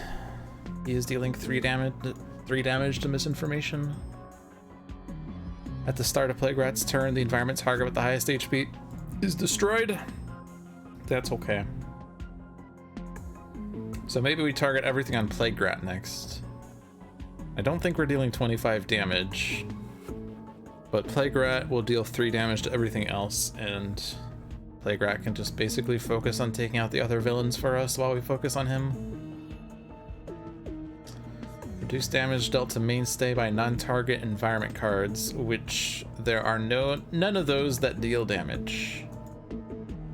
Some that reduce damage.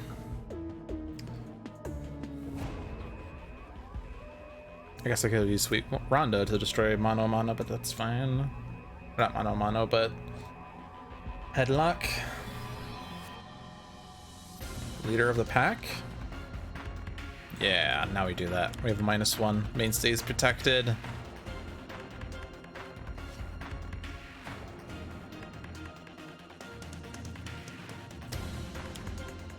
Play the top card of each villain deck in turn order. The Hippo. Riva Core backup. Alright, so handlers are in play. Riva Core protecting villain targets. Riva Core tanker protecting Plague-Rats. Each hero target deals damage.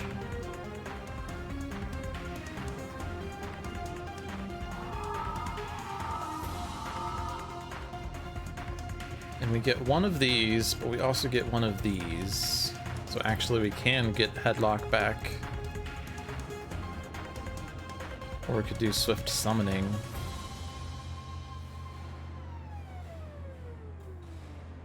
Headlock seems fine. Damage dealt to that target is irreducible. Damage dealt by that target is irreducible and redirected to Mainstay. Well, that is a way of dealing with Plague-Rat. Put a +1 on Plague-Rat.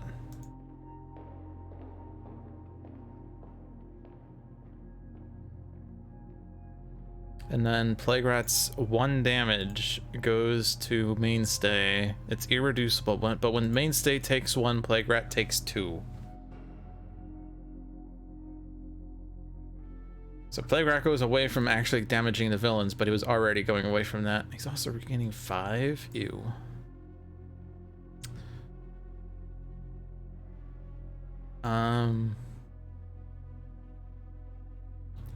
Probably better to have Unshackled Destiny here.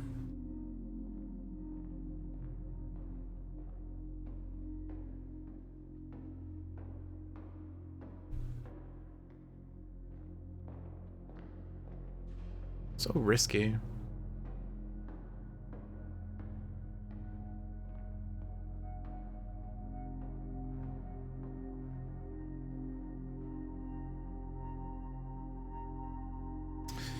So why is Harpy Hex lit up? You can't play Harpy Hex.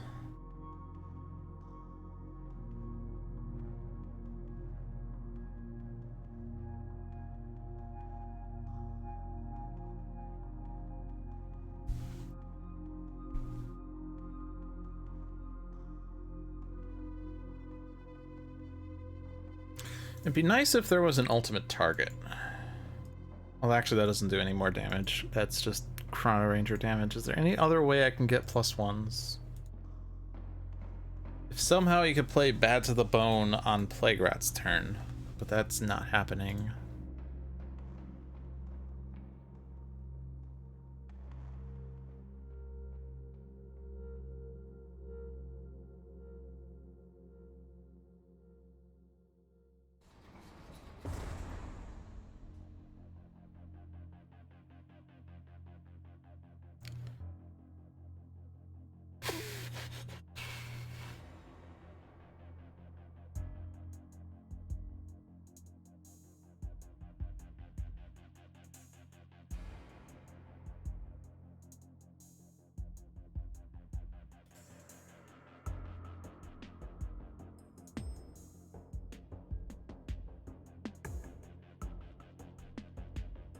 Tough. Is it worth going to that length? I don't think it is. I think it's a greedy approach. Like Plague Rat, because we have Leader of the Pack and Durasteel studded chest, he's vest. I keep saying this is Durasteel studded chest, which I mean, that would be a very mainstay thing, right? Durasteel studded chest. Oh, I have a chest. It is Durasteel studded. But because of these effects, it's actually 0 damage to Mainstay every time Plague Rat deals damage to a hero target. Well, not every time, but currently. The end of turn 1 damage. The only thing that screws it up is if we get the neutralizer that increases damage to hero targets by 1. If that does happen, though, we do get Bring It. And we're probably still using True Purpose on Plague Rat then, so it's still 2 damage every time Plague Rat hits Mainstay. Swift summoning is the safer play.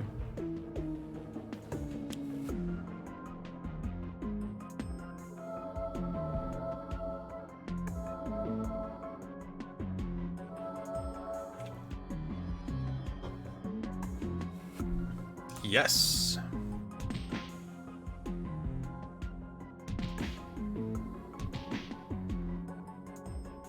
Okay.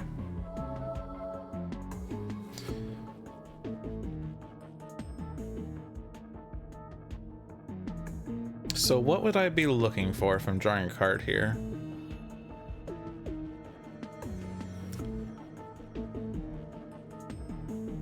If I get Sudden Contract, what would I even be looking for? Like, Ultimate Target doesn't really do much.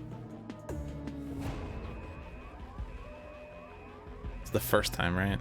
Yeah.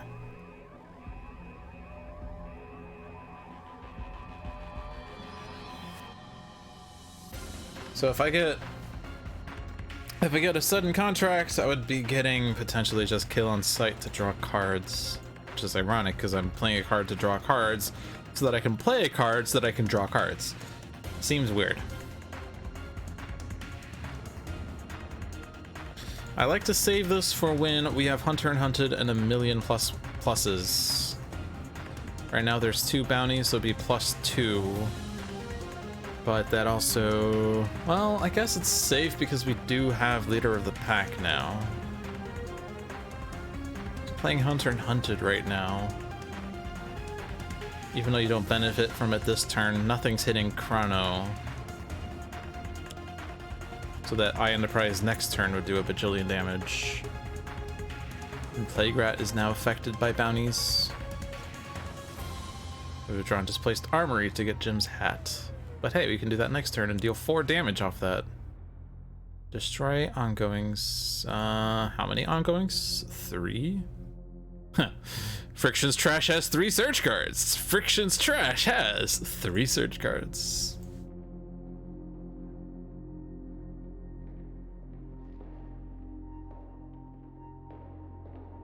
Keep the bounties because of Hunter and Hunted. Erratic form is fairly weak. I mean, we're gonna get the Shadow Cloak soon, so it's actually gonna pick up. Alien Arcana fairly weak. I mean, it's card draw, but and also deals 3 damage with the thing. Problem is, I want to keep all these cards, but I have to destroy 3 of them, which means I'm keeping 5 of them, and the two bounties are 2 of them. Leader of the Pack is 1 of them. Hunter and Hunted is 1 of them. So which one of the other 4 is being kept? Probably not Swift Summoning. Don't have another Harpy Hex. I guess it's Erratic, Alien Arcana, and Swift Summoning.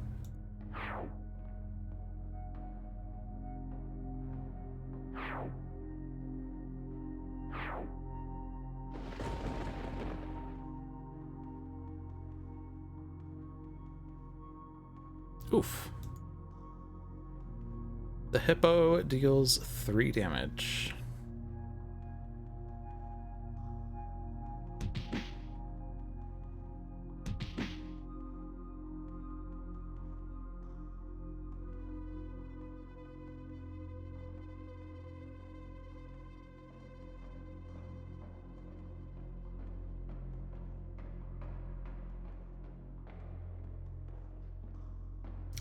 I don't have to do Arcane Explosion here. That would be a bit risky, I guess, because it actually Arcane Explosion does go through to Chrono because it's hero damage, and Hunter and Hunted is increasing it by 2. So right now, assuming that I play it off of my innate so that I get an extra Arcane, and then that gets flipped, it's 4 plus 2 damage, 6 damage to Chrono.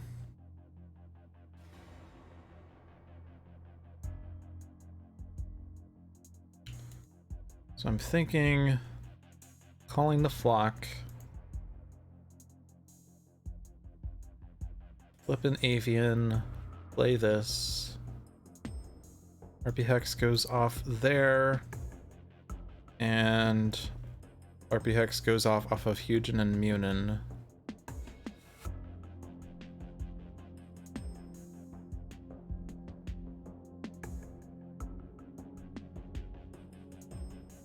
And I have to do enough flips to make sure that this doesn't get destroyed, assuming that I want to keep it, which is fair.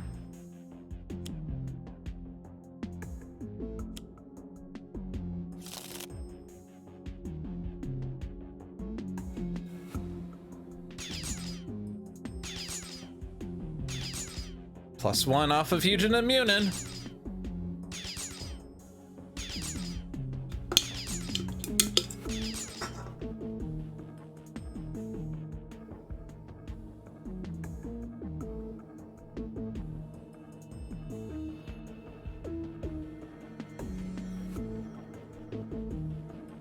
Oh yeah, the tanker's reducing this.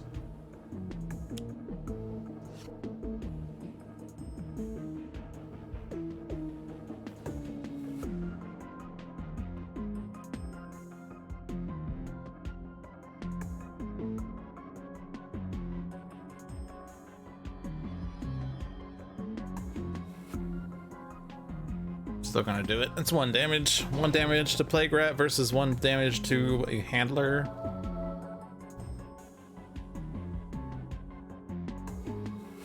And this all redirects because it's 0.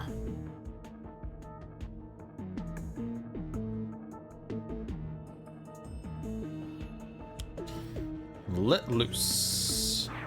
Alright, so the tanker's gone, so we don't have that minus anymore. We can do this.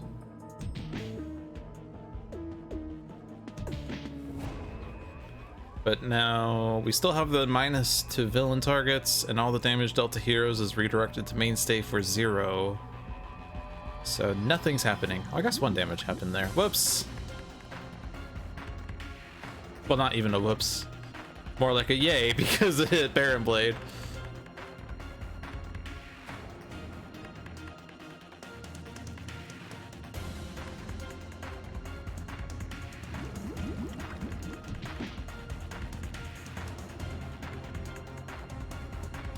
Okay. Shadow Cloak time.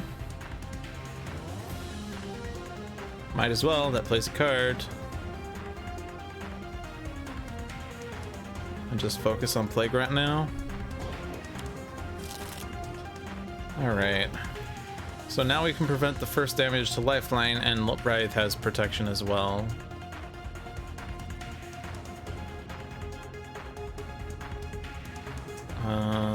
I don't think we're doing extra damage. Umbral Siphon at least does. Well, it's not doing anything because I'm not using it, but whatever. I don't think any of those other cards are going to see use anyway. Lifeline. So Misinformation survived to the start of her turn. That's weird. It's an ongoing.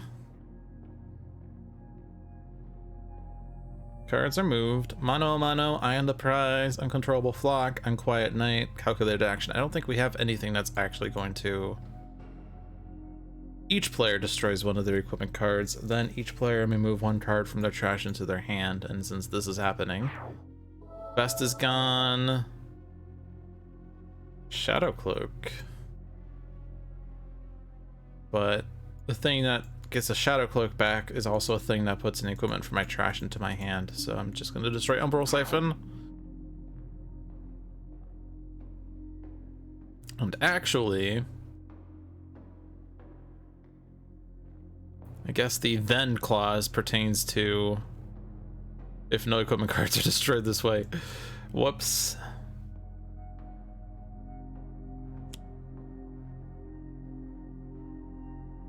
Prevented. You stay alive because of Unshackled Destiny, and that's actually perfect. Because it will allow us to take out Plague Rat when we deal damage to Plague Rat someday.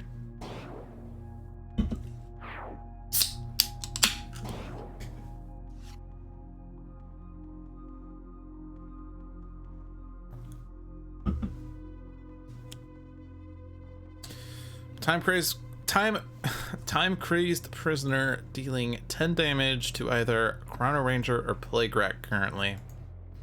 But I doubt that's happening. We can take out Misinformation. Or the Restrainer.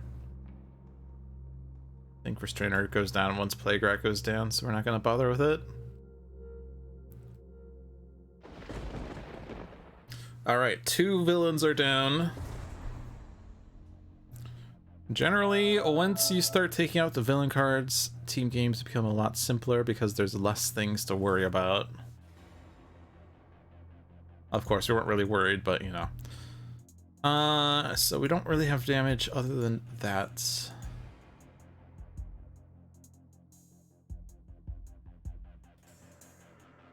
We don't have Headlock because we didn't play it, because that makes sense.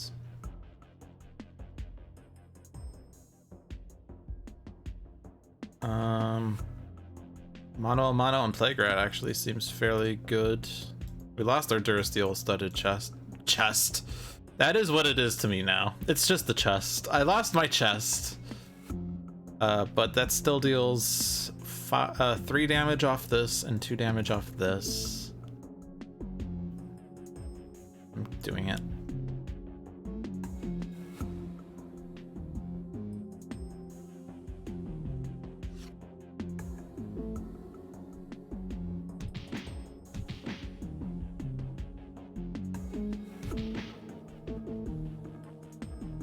Baron Blade. Negation bands. They don't have minuses anymore, so you might as well just take it.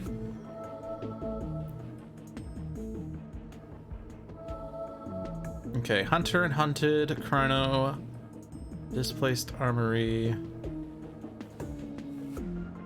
I want to search my deck for the hat.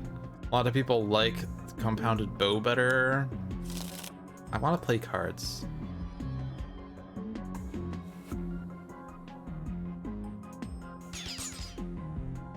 Now I can play Eye on the Prize. With just doing my job, I can fund the hat very easily. Just doing my job already kills Plague Rat, which is nice. I have 4 damage left over.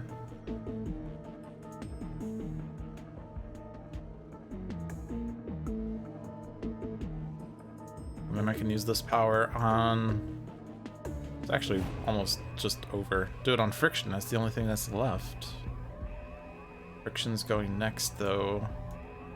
What's in Friction's play area? The Hippo?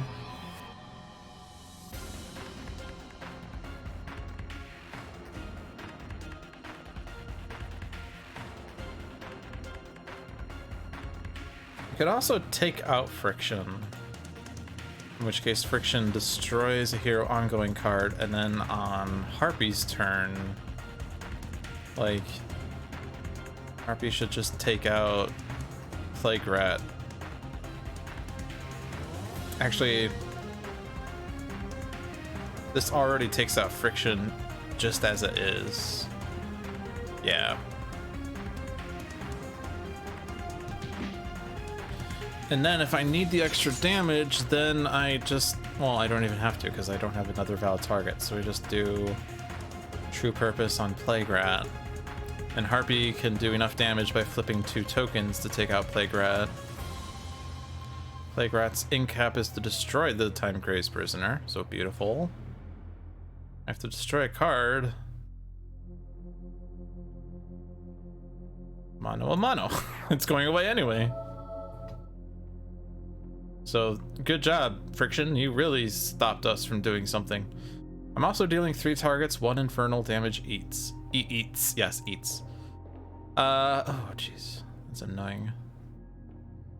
I might just be doing enough damage. Well, I'll just ping the negation bands, but I think I'm doing enough damage that even though Baron Blade regains 2, I should just get it back. Arcane Explosion time?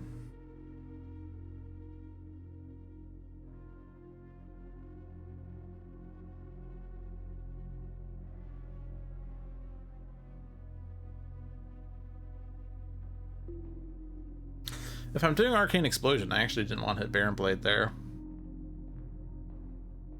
But assuming that this is the live one-shot, I don't want to rewind because I'll lose my mint. However, it is not the live one-shot, it's last week's one-shot, so it doesn't matter as much. Arcane's fine. Like, the game's over. We have plenty of hit points. Hit points are resources and all that.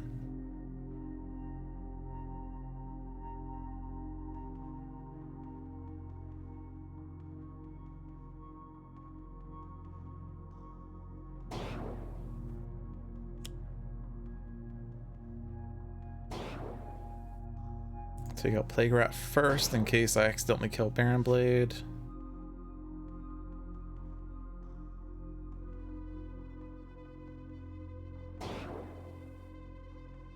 Actually, we don't even hit the heroes because we're just killing Baron Blade before we do that, which is good.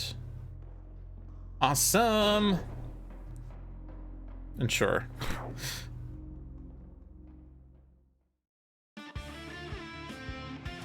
I win! Success. So what are the rules? It's good because I won a previous week's game. I thought fine actually was if you had won the last week's, but I guess it's only mint if you win it first try. Win the current game on first try without undo. Near mint. Win the current game on first try with undo or on your second try. Fine is if you win the current game on your 3rd try or more. good if you win a previous weeks. All right, so we got that good. We got that good. It's good. Still, that nightmare cord is staring at me.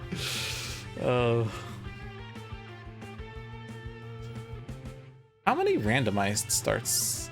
Or what was the... I haven't seen too many randomized starts.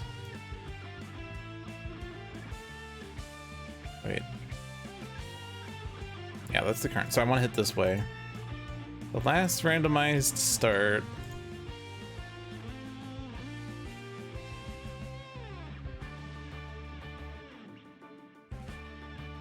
was a long time ago. Double dates on February 23rd was the last randomized start.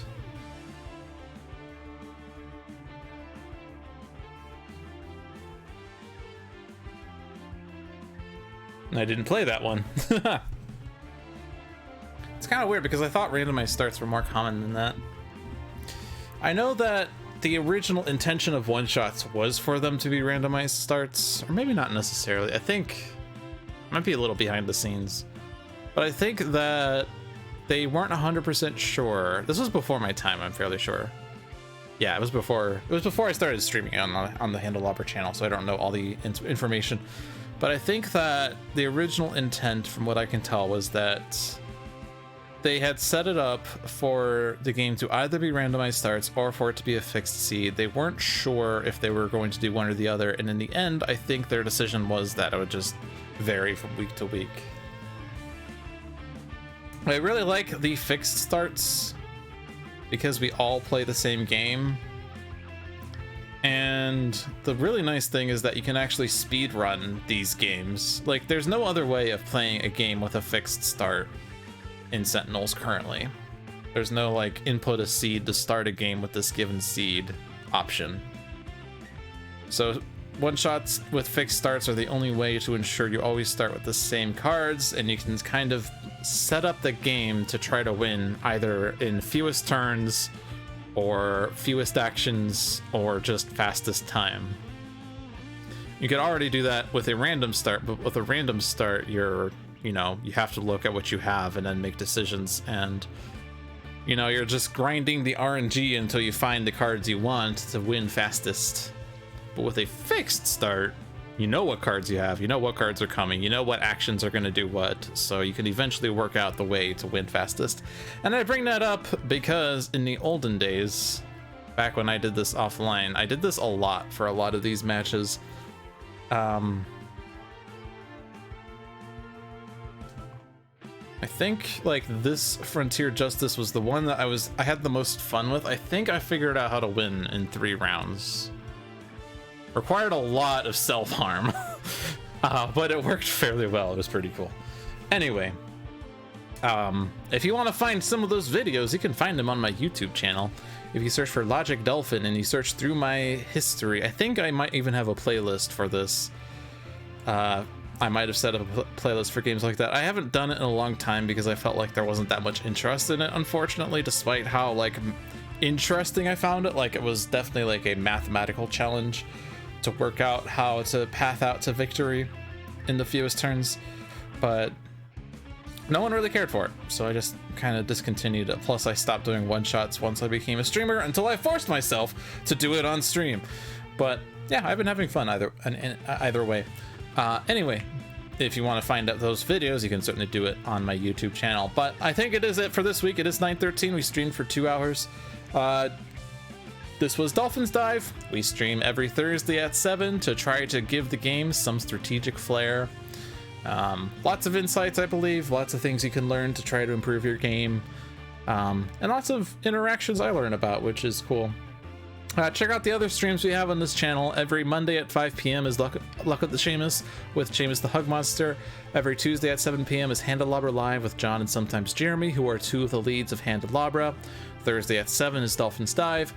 Saturday at 7 p.m. is Spirit Island Saturdays with usually myself, usually John, usually Seamus, and sometimes you if you claim the 20,000 points Handelabra reward to be a guest on Spirit Island Saturdays. And every Sunday at 6 p.m. is Tales from the Archive with another letdown. Sentinels of the Multiverse, Bottom of the Ninth, One Deck Dungeon, Aeon's End, and Spirit Island. Those are all games that Handelabra has produced and has transferred to the digital tabletop. You can find information on those games at handelabra.com. You can look them up, and you can buy the physical games if you so desire. The physical games are actually a bit more expensive than the digital games, believe it or not. The base games, at least on digital, fairly cheap. The expansions do add up, but they're all worth it. You can follow me if you want on my personal Twitch channel, LogicDolphin, or my Twitter at LogicDolphin, or my YouTube at LogicDolphin, or on Discord, I'm LogicDolphin. What can I say? I'm just Logic all around. But that does wrap things up for this week. Thank you all for watching. I hope you enjoyed your stay, and I will see you next week. Let's put some music on. Let's listen to Villain's Playground, because he was kind of a star. All right, have a good one.